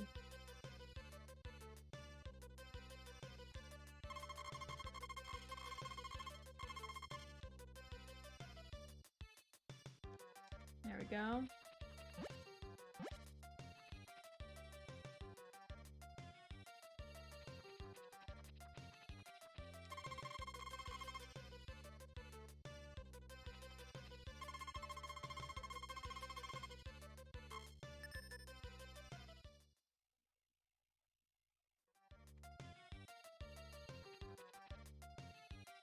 eBay and Big Boss, hello! Welcome in. How you guys doing? Happy Sunday. We are on our final play session of Harvest Moon SNES. So we're vibing, trying to finish up our farm. At a Denny's? Nice. What are you getting at Denny's? Very important question. What's good at the Denny's? I don't think I've ever been to a Denny's, actually, as weird as that sounds. Or an IHOP. I feel like I've always thought about it, and then there's always, like, I don't know, the few times I'm in the mood for, like, almost like diner food, there's always, like, a diner nearby, and I'm like, ah, I'll just go here. Fried chicken. Nice. Sounds delicious. I feel like you can't go wrong. Like, is there a way to go wrong with fried chicken? I feel like there's not. I feel like fried chicken is always, like, pretty good. Maybe someone's gonna have some horror story where they're like, no, I had fried chicken and it was soggy and terrible. But I feel like most of the time it's pretty decent. Buffalo wings, I feel like I get more often and they're disappointing because they're soggy. But fried chicken is normally pretty crisp and pretty tasty. Hard to mess up and then still be able to serve it and like not, you know, have someone get in your face about it, I guess. It's pretty hard to ruin. See, that's what I think. That's what I think. Not just any kind of fried chicken, it's chicken fried chicken. I don't know what that means either. Yeah, I know chicken fried steak, but they had chicken fried chicken. Is it... That's so confusing. Is it like double fried? I don't know. Weird. Alright, well, does it taste... have you had it yet? Does it taste different? Please weigh in. Does it taste different from normal fried chicken? Is there any noticeable deviation from the norm? Bond, James Bond, yeah, exactly. Haven't had it yet. We do a quick Google search. Yeah, what does Google say? Google's gonna be like... Google's gonna give you the did you mean? It's gonna be like, are you... Oh, you already said fried chicken. We know what that is. That's weird, though. But yeah, it feels... I don't know, it feels odd that I, like, haven't been to a Denny's. I don't know. Can I really, like... Can I be an American if I haven't been to an IHOP or a Denny's? I don't know, maybe not. Maybe my citizenship's about to get revoked. Chicken fried chicken is breaded and then pan-seared before deep fried. Oh. Alright, that's super weird, but that's cool. Interesting. Is that like a regional thing, or is that like a Denny's made that up? Like, does somebody else eat that somewhere, or is Denny's just being like, eh? Nah, we're good. We're just chilling. I'm gonna, like, let our timer run down a little bit here. I always feel weird trying to go to bed before, like, 4 p.m. in this game. It feels odd. I always feel like Nina is, like, low-key judging us. I feel like there was at least one time that, like, we went to bed. I don't even think Nina was in the house. It's a regional thing. My dad gets it all the time whenever we go out to eat as a fam. Ah, okay, okay. That's funny. I've never heard of that. But I guess since I'm from New England, we don't even really, like, do fried chicken that much. You know, fried chicken isn't really a regional food up here, so... We have, like, I don't know, what are our regional foods? Johnny cakes, I guess. Succotash. Those are pretty hard to find, though. A lot of apple dishes, I guess, like crisps and pies and stuff. I actually went to a restaurant recently and there was Johnny cakes on the menu and I was really tempted to try them, but it was like an appetizer and I was worried it was gonna be big and no one else wanted to eat them, and I was like, okay, I'll abstain. Take the hint, I won't eat the Johnny cakes. I haven't had them in like 10 years, but it's fine. I mean, I could always make them. I'm just lazy. Be lazy. I don't even think I have a good recipe for Johnny cake, so like it's probably for the best that I don't partake on my own, but I was intrigued that they had it at all.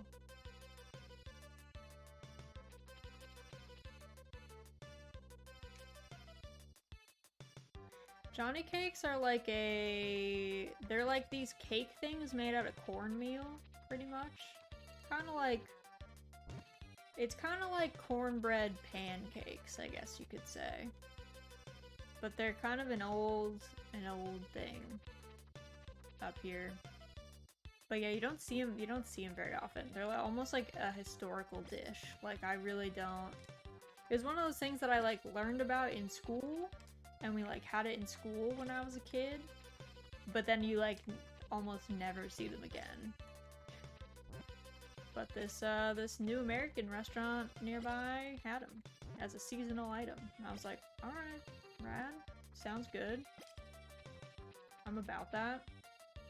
Yeah, they're pretty good. They're pretty tasty. If you like cornmeal, if you hate cornmeal, then they're not for you. If you don't like cornmeal, if you don't really like cornbread, maybe not the way. But I'm into that stuff. Dude, calf. I can already tell we're gonna lose a tomato here. I can feel it in my bones. Calf is ready to just move at the last second.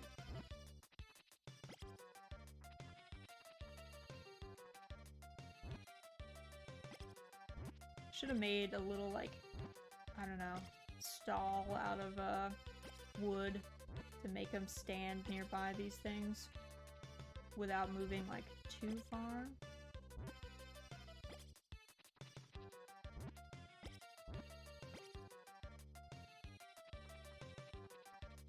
Yes, like, I feel like more than Johnny Cakes, I don't think I've ever seen succotash on a menu anywhere.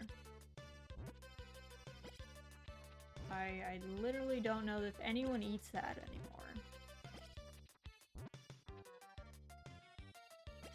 Ooh, that piece of corn, that ear of corn, barely made it into that saddlebag. You know, Match Cap is moving. He's moving so much. Sir, please. We're trying to make some profits here. We don't need to go this hard in the sabotage.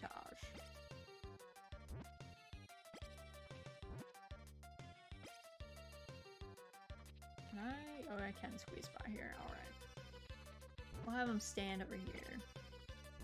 I don't know if, like, if you put him on grass, maybe grazes a little better? I don't know.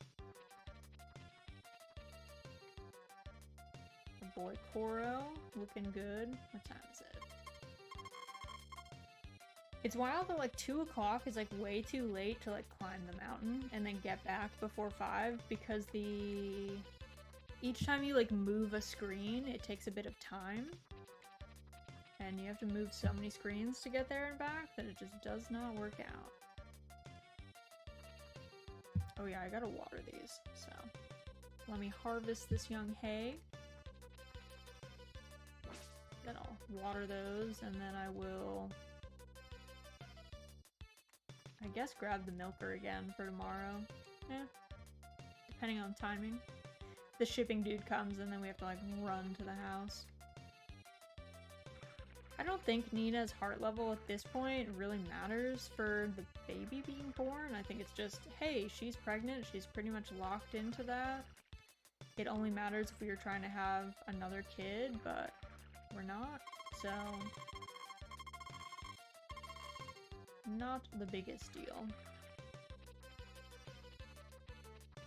Alright. We might go to bed after her. I also love if you're late, like if it becomes nighttime, the music just shuts off in this game. They're like, dude, it's late, there's a noise ordinance, the music is done. You've messed up. There's no, like, night music. No.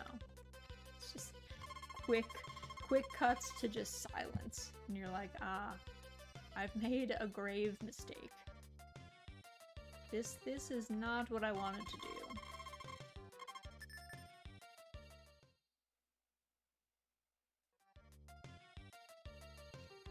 Alright, what day is it again? 24th? Okay, so we have like 5 days left? Or 6, I guess.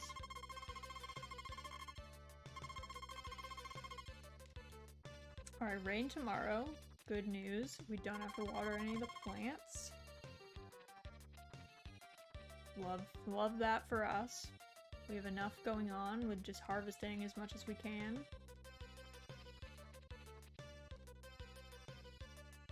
I wonder what the maximum number of plants you can, like, reasonably grow is in this game, because I feel like there is a maximum point after which it's honestly, like, nearly impossible to take care of all your plants within a single day. But I don't know what that threshold is. We've got like, how many of each? 1, 2, 3. We've got 18 of each plant over here. So what is that? 36 or whatever? And that's already, like, it's tough to harvest all of those in time for the shipper to show up. Arguably, we also have 4 chickens and a cow, which do take some time to take care of, but still. Kind of wild.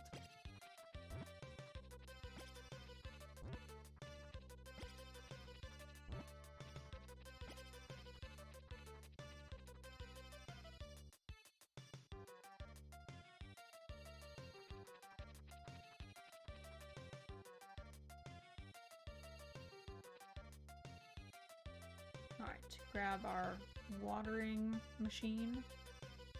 I don't really know how this thing is supposed to work. Also, we never fill it up, so maybe it's just magic, but it is handy. We do appreciate it. It is a bit strange that it never needs to be filled and it doesn't like sit outside in a rain barrel, so where does the water come from? I don't know. Don't know if I want to know.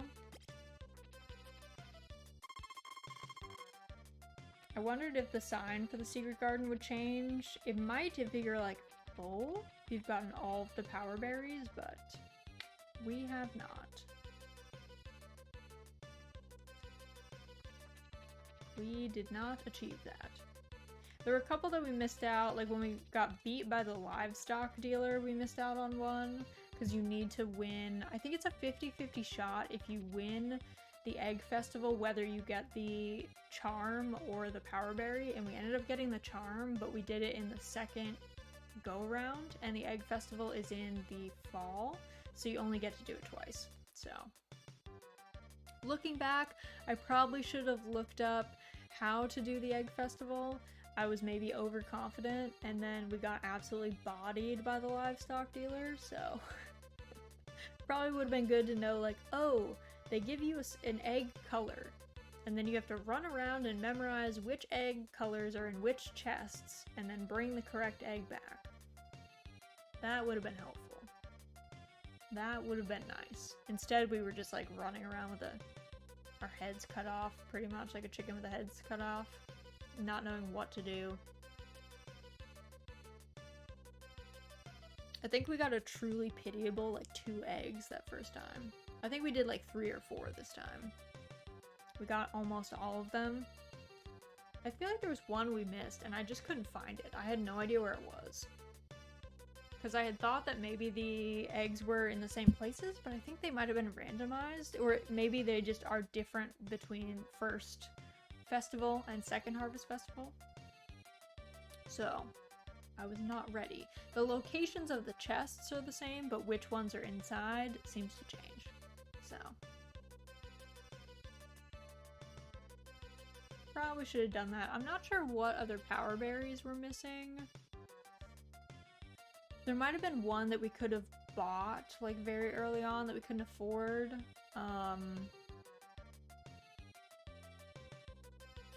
And I'm trying to think if there were any others that we, like, don't have. Because I think we dug up all of the ones that we had on the farm, especially when we went on that mole hunting mission. We dug up a lot of the farm. And I think there was only, like, 2 of them in the dirt here.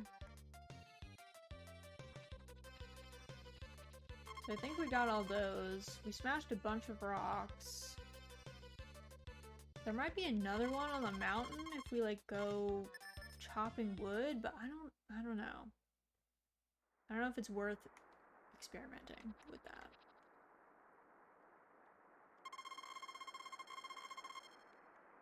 Probably should have done more, like, chopping in, like, last fall, winter days, because we didn't have any crops to deal with, because you can't grow crops in fall in this game.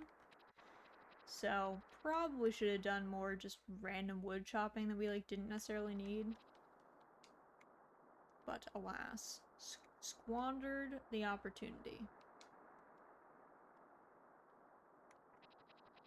But now we know. In case anyone else ever wants to play Harvest Moon SNES, you may learn from our mistakes here. Though our number 1 not mistake was marrying Nina. Best girl. 100%.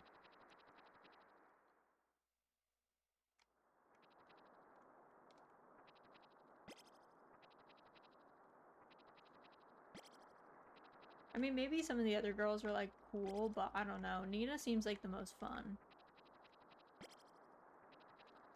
She's just a gem. Even though she fed us a live frog at the Harvest Festival, which was pretty traumatic, she's been a good buddy to have around. And listen, like I said before, when picking a partner, you should diversify your stats. Nina has a lot of wilderness survival skills. She's probably actually one of the best to have in an apocalypse. It's probably between her and Anne, because Anne does like engineering, so she can build stuff. Though she blows up a lot of stuff. I don't know that she's ever shown us an invention that works yet, but the thought is there. There's definitely an attempt made from her, which is worthwhile.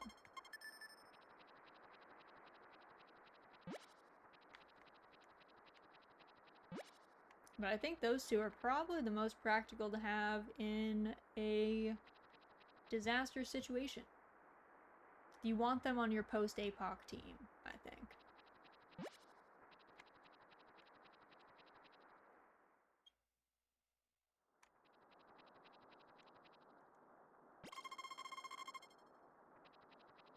What day is it? I guess we could... I'm kind of curious as to how high we've gotten Nina's heart level up to.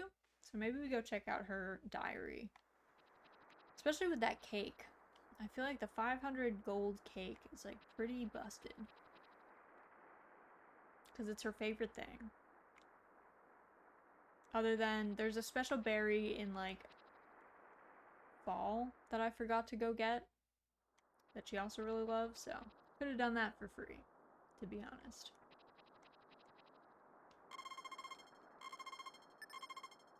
What is that? 1, 2, 3, 4, 5, 6, 7, 8, 9. So I think 9 hearts is what you need for a second child, which is pretty good. So if we gave her enough time to have this kid, she probably would have gotten pregnant soon after. I don't know if there's like a cooldown period. If she has to just like have the first kid and it has to be a baby for like, you know, 20 days or something before she can tell you that she's pregnant again, but the heart level is looking good. We have a strong relationship with Nina. We're doing well. Certainly not bad. I feel like it's actually lucky that Eve did not get... I think Eve was like the next highest in our poll, if I'm remembering correctly. Eve would have like divorced us because we came home late so many times. We would have gotten got. She hates that. And her heart level can actually decrease. The others, just like their affection score secretly drops, but they don't drop hearts as far as I'm aware, but Eve actually drops hearts, which is brutal. So we would not have fared well with Eve. Our strat would have been real bad.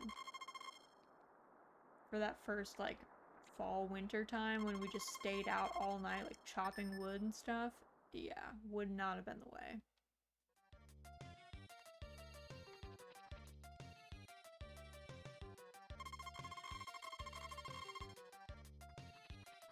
Weather is fair.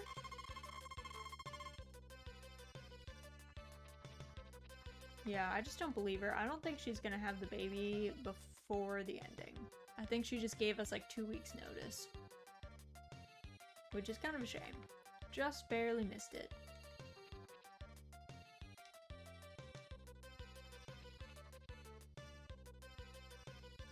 Just barely missed the cutoff. If I had known about the cakes, I think we probably could have gotten her to the correct heart level beforehand, but I was intent on spamming the fodder instead. Didn't quite work out.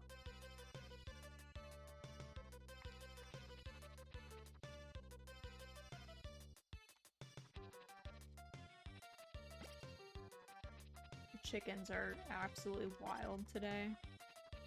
They're swarming us. I think I fed them yesterday. I don't think we have forgotten to feed them since that one was in its cryptid phase as a chick. When I did forget to feed it for like, I think it was like 2 days. I don't even think it was 1 day. I think it was like 2 or 3 days I did not put enough food for a chick in there. So, unfortunate.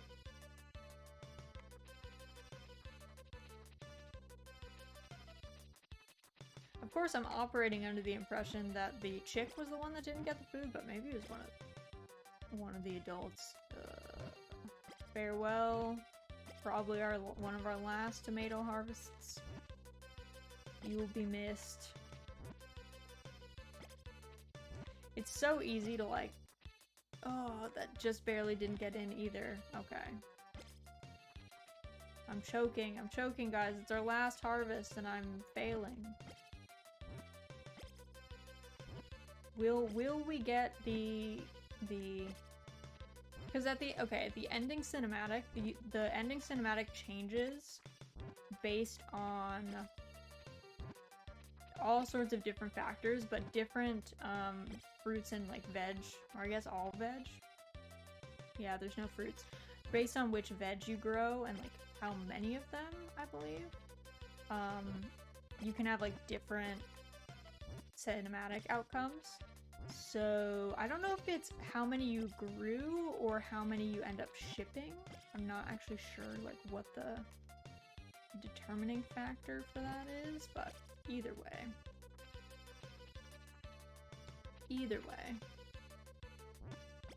Just throw that away because it's actually shockingly in the way. You'd think that weeds would not be a problem for a horse, but turns out on this farm, weeds are Calf's like #1 enemy. I don't think he can walk over weeds.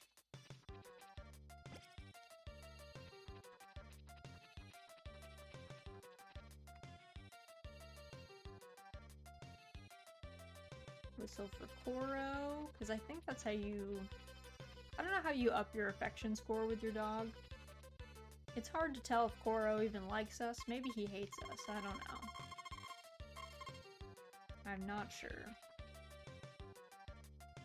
Like, there's no way to check, as far as I'm aware. Because I think...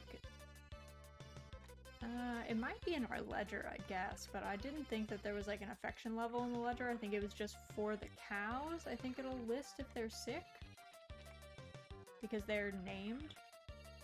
But like the chickens, I think you just have to tell. Let me see though. Let me get the milker, and then when I go back into the house, I will check.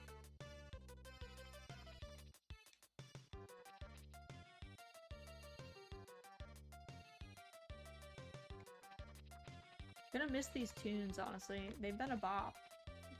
Shockingly good soundtrack for a game that's so simple. Alright, let me check the ledger. Oh yeah, see, it doesn't even give me that much. So yeah, there's no way to check the affection score of Koro, I think. I think you just find out in the cinematic whether your dog hates you or not, which seems rough. Like, you've been together since the very beginning. And then you find out at the very end if secretly it was not working out.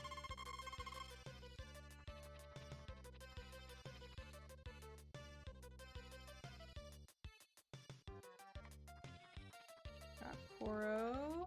We got our brush for Millie.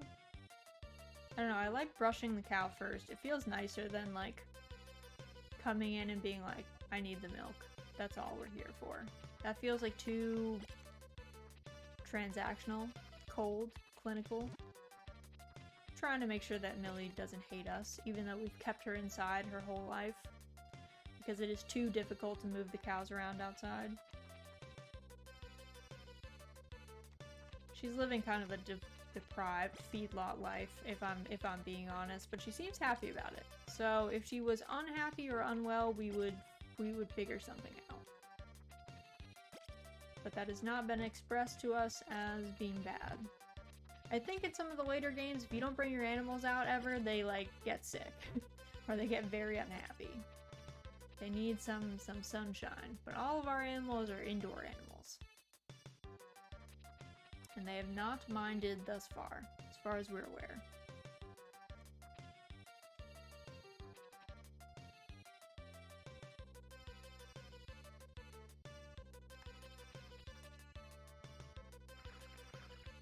I don't know if any of these are going to produce more veg before it's over.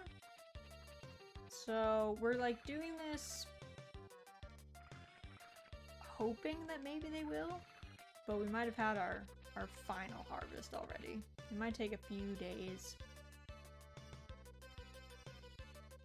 I kind of feel like the tomatoes produce more, but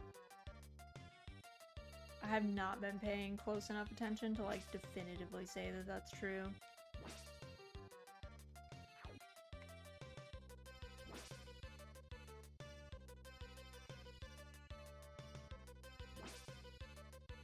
Alright, got all those.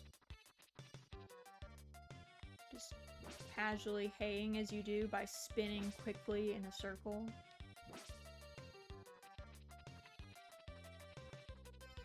That was the other thing. Before we upgraded the scythe, you had to scythe individual squares, which made haying truly an arduous process. Truly one of the worst. Was not ready for it to be quite so tedious. I was taken by surprise, for sure. Doing a quick check for weeds, because we want our farm to look good for the finale, as you do. Looks pretty good, though. I love how the well was so creepy, too. When we first rolled up here, there's this well with like a board on top of it and this massive rock. And people in town are like, oh, you're the one that's up at that haunted ranch. And I was like, well, that certainly looks haunted. That definitely seems to be the case. If I rolled up to a property, actually, speaking of, on the way to my mother-in-law's, she lives in the woods on a mountain. And there's really only like one way to get into town, like one main road. And along that main road, there is a gas station. And there's like one gas station close to the highway, entrance and exits. And then there's like 2 gas stations in town, but they're kind of difficult to get to because of just like the way that traffic is downtown. So we always end up stopping at the gas station that's close to the highway. But recently we stopped there and I realized they have the creepiest, decrepit old wishing well sitting like off to the side of where the air pump is. And I'm convinced that thing is cursed. It's one of those things that I'm like, I probably shouldn't even look too long at this thing, or I'm gonna like, something's gonna like follow me back to my house. It's like paint is like chipping off of it. It's somehow still standing and looks like you could crank it, but I would never actually touch it. And it's very it's very like ominous looking. It's very out of place in a way that you're like, I shouldn't be here. We should just go. We should just quickly fill up with gas and we should leave. Don't look at it too long. And it's one of those when if you ever roll in there when it's late at night, it's one of the first things that you're like, your headlights hit. And so it's like 10 times scarier. So, I don't know. I ain't about that. I feel like I've encountered way too many weird like wishing well things over my life, just like creepy houses that had wishing wells that just like were very ominous looking, that now I just don't associate them with anything positive. So I was like, you know what, maybe we shouldn't go near this well on our farm. They say that this place is haunted. That well certainly looks like something that the girl from The Ring would crawl out of. We're good. I don't think we need to do that. No reason to jinx yourself, you know what I mean?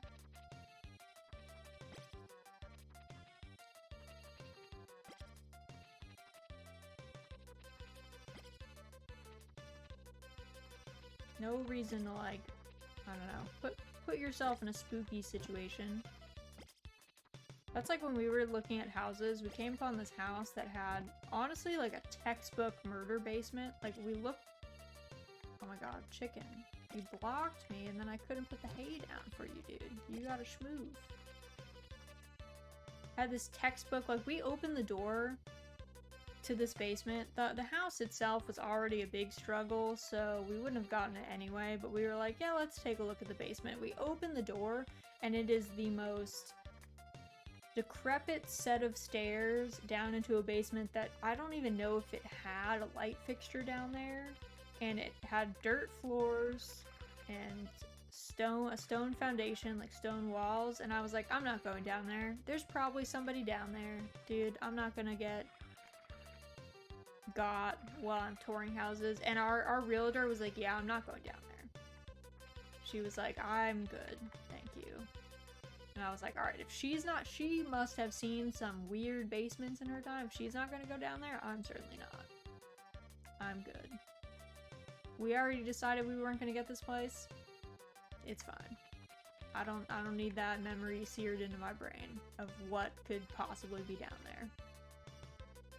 I'm set. Alright, 9 a.m. That's enough time. Pretty much if you're before noon or at noon, you have enough time to go to the mountain for stuff. But if you are after that time, you only get back, like, after Nina's gone to bed, which is, you know, not a great impression to make.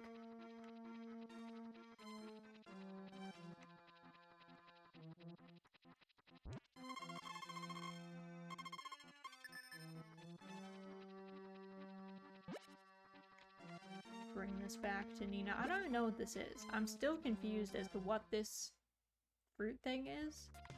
The strong smell makes me think it's like a durian or a jackfruit or something, but I don't think it looks like either of those things. So, I don't know, maybe they made it up.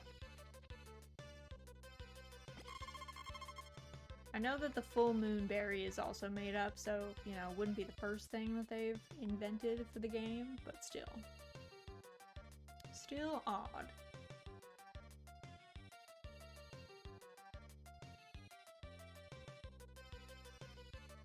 We should all take a stretch.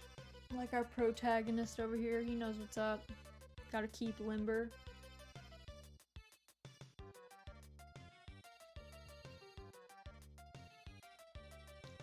As we wait for time to tick down, as you do. Alright, it's the 28th now. Tomorrow will be the 29th. Then we will see if we get to play through the 30th. Or if the 30th is just when we get the cutscene and the game ends.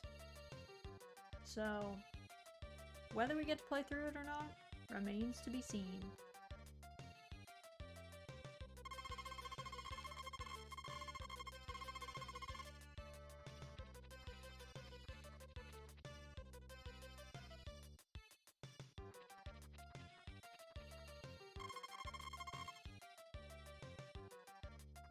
One of our final dinner croissants.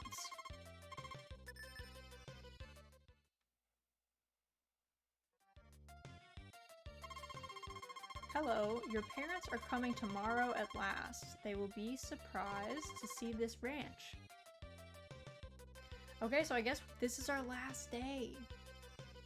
This is our final day on the farm.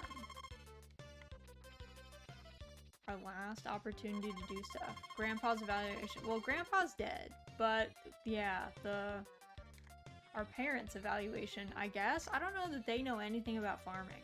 So, I mean, I guess whoever's parent Grandpa was grew up on a farm.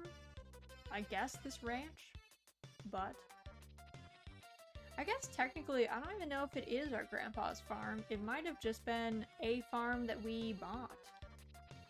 I don't actually remember in the lore if we're connected to the previous owner of this place. Or if it's just some rundown piece of property that we, like, grabbed. But either way, oh, there is a final harvest. Alright. Our final harvest. We have to get everything in time. Because we won't be able to ship it after. Feed our chickens.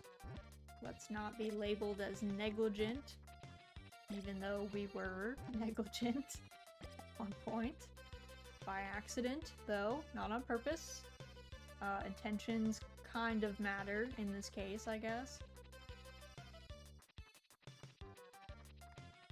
Like, they don't really matter in real life. Oh my god, Cat. Bud, you gotta come up closer than that, dude.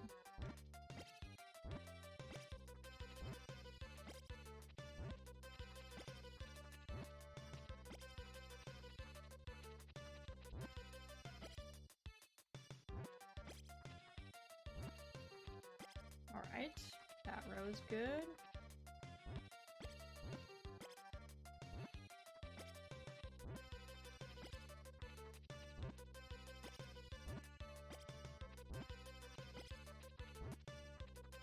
Ooh, he tried to juke us. We were going for a perfect tomato harvest. He almost did not let us do that.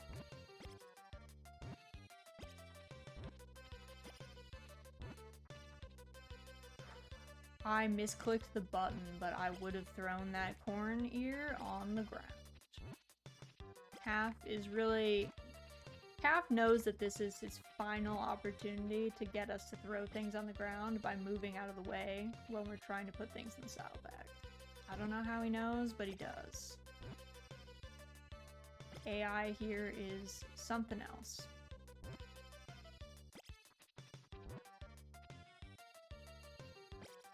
Okay, dude, we're moving a little far from our ideal range, sir. That one was close. He's trying so hard. We're trying so hard to get... We got a perfect harvest, our final harvest. That's all that matters. Man. He was giving it a good go. He was like, You've never been perfect. We gotta go out the way you came in, throwing things on the ground left and right. But we triumphed. We did it. Come here, Koro, our little buddy. I'm gonna put him inside, even though we don't normally put Koro inside. We'll try for the cinematic.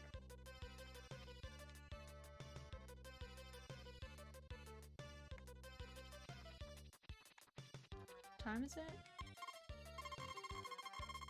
3 o'clock. We'll wait for the shipper, our shipper's final condescending moment. I don't know. There's something nostalgic about him talking down to us the whole time. So, I feel like we should experience it. There we go. And look at that money, 3K. I don't know that we've ever had a 3K day. We've lost so much produce to the ground. Alright. Our final croissant. This is it, guys. I think once we save... I think we're in the cutscene.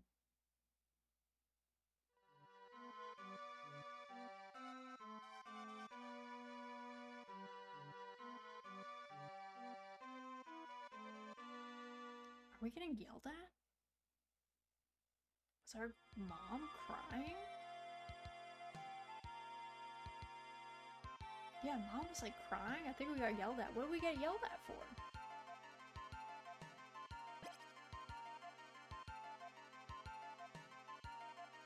Alright, well we have chicken. We have our cow. And a chick. And our dog.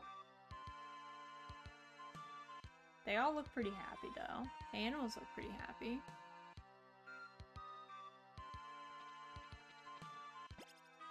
Oh, that's one more chick than we have. Wait, we threw an egg on the ground? We're getting swarmed? Do our chickens hate us? We're getting attacked?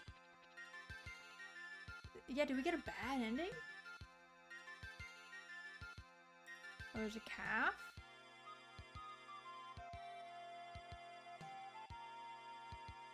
Alright, we got the good milk. That's good. We're all yawning. We're all tired. Are we gonna sleep together under the tree? That seems nice. That seems nice. We got a ton of tomatoes. We've been going hard with the tomatoes, I guess.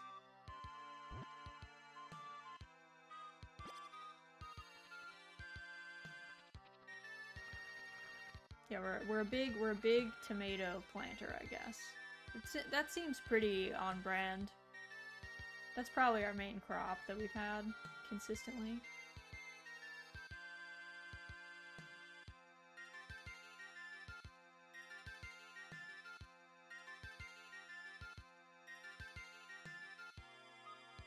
This looks pretty good. Our garden is looking sick. Nina looks happy. We've got our dog, Koro, and our mother-in-law. This looks not bad. Oh, is that a frog? Does she have a frog? Wait. Was she gonna give us another frog? I think she was. Nina wanted to have a picnic on the mountain. That's something she talked about. Did the goddess just steal our cake? Nina's favorite food? I think we're getting blamed for that.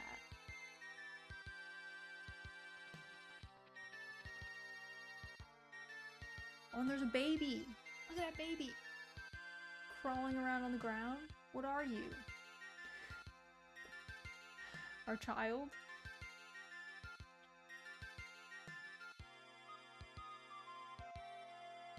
This looks not bad. I don't know why our parents were yelling at us, but that was a cute ending. I like those cinematics. I don't know what happened with the chickens, and I don't know why our parents were yelling at us. Maybe. I don't know what the situation there was. But the rest all seemed good. But GG's, guys. This has been a wild ride. I'm glad the frog featured in the ending cinematic. That was the best part, in my mind. That and the picnic. I thought the picnic was great. And thank you so much for the biddies, Big Boss. Thank you. Maybe because you didn't visit your parents? I don't know how we visit them, though. Yeah, maybe there was something we were supposed to do. Maybe we were supposed to, like, call them or something, talk to them. We just didn't. Okay, here's the end, maybe? We're up at the top of the mountain. Money, over 100,000. Cow 1, chicken 4. Stamina 160. Amount of shipped tomatoes, 308. That's a lot. Amount of shipped corn, 185. Potatoes, 103. Turnips, 157.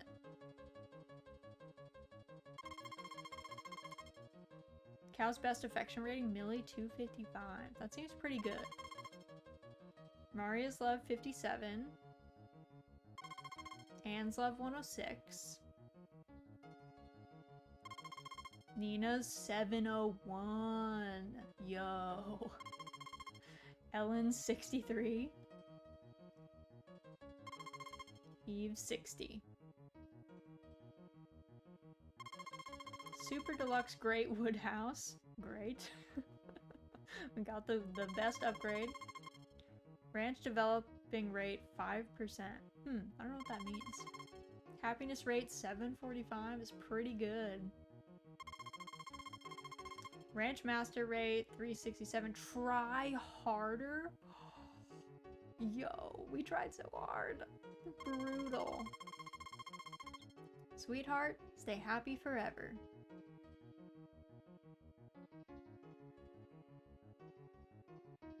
Alright. That's it, I think.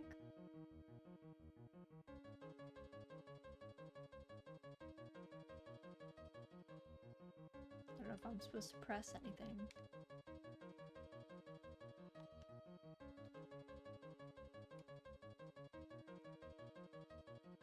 Alright. I think that's it. I don't know if you're supposed to reset the game or something from here on out. But, this is wild.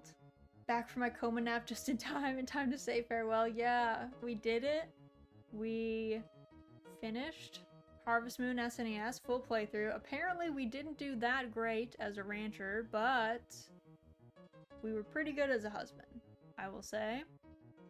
I think that was pretty decent for a first run. I think we got all the secrets with the like hawker peddler dude. So that was pretty good. We had a lot of money. I think it was a good first run of it. I think it was a solid playthrough. But yeah. Thank you guys so much for joining me on this journey. It was a lot of fun. I got way more attached to all of these characters than I ever thought that I would. Yeah, it kind of took me by surprise. It kind of goes to show that even though this game was made and like came out in like 1996, it is still charming today. I think it's still worth a playthrough. If you ever have an opportunity to play Harvest Moon SNES and you like the Harvest Moon games, I definitely think it's worth like checking in and seeing like where things started. I think it's a good example of why people fell in love with the genre in the first place. The ending scene is like kind of, you know, like Boss was saying that like Stardew Valley is actually a love letter to the Harvest Moon series. The creators talked about that before, so having that be like kind of the ending sequence in the original game coming back in later games is really nice. I'm really sad that it's over, but we have some other Harvest Moon games that we can go through as well. Let me do some quick swapping around. Let me do this, I think. I will like close the game. Yeah. So we've got, here's our schedule for the next week. I don't know, we're like a little bit early, I guess, for our normal end time. I don't know if there's anything that we could do that would be worthwhile to do in like 20 minutes or whatever. So we might just end a little bit early here. If we had ended like an hour early, maybe we would have swapped to like Dinkum or Slime Rancher or something. But here's our schedule for the next week. Let me put some music on so it's not just silence. So we've got tentatively, we've got Stardew tomorrow morning. I'm planning on doing it. I do have that work software release tonight, so if that goes smoothly at midnight, then I will probably keep Sunrise Stardew. If I end up having to be up until 2 or 3 in the morning, then I will probably end up canceling that. So just check like Twitter or the Discord or something if you're curious about that one. If you plan on showing up and you don't see me, just assume that it is because my work took more time than anticipated. And then this week we're actually going to be going back to Story of Seasons Pioneers. So both Tuesday and Sunday are going to be Pioneers days. Next week we will start the new, or new to us, the Doraemon Story of Seasons, because they did announce that the second one is going to be coming out, so I figured that we would play through the first one first before we do that. I don't know how connected they are, but it'd be good to like know all the characters. And then Wednesday we have Sunrise Stardew again, and then on Thursday we are back for Mahjong night. Also, I'm taking a quick look because I did announce in the Discord, which by the way, just gonna drop the socials here. I post all of our like up-to-date items, schedules, art and stuff goes on the Twitter. You also get all that same information on Discord. You are welcome to join if you would like to. No pressure. If you don't like to, that's fine. We were doing a vote for our next game on the Discord, and I said we had until the end of stream today. So it looks like our next non-Harvest Moon game is going to be Moonglow Bay, which is a fishing sim, which should be really fun. We should be able to kind of power through that in a couple play sessions. It's not nearly as long as like Harvest Moon SNES or Lemon Cake or something like that. It's like a quarter of the time, I think. But that should be good, so that'll be exciting. So I think next week we'll do Doraemon, and we might start up Moonglow Bay, or we might wait one more week to start Moonglow Bay to like add it into the rotation. But yeah, thank you guys so much for coming out today. I had a lot of fun. I hope you guys had a good time. It was a great ending to Harvest Moon SNES. Super appreciate you guys stopping by and hanging out for this whole long crazy journey to finish everything. But yeah, I will let you guys go a little bit early. I hope you guys have a great rest of your morning, afternoon, evening, that your Sunday goes well, and I will hopefully see you guys tomorrow morning for Sunrise Stardew.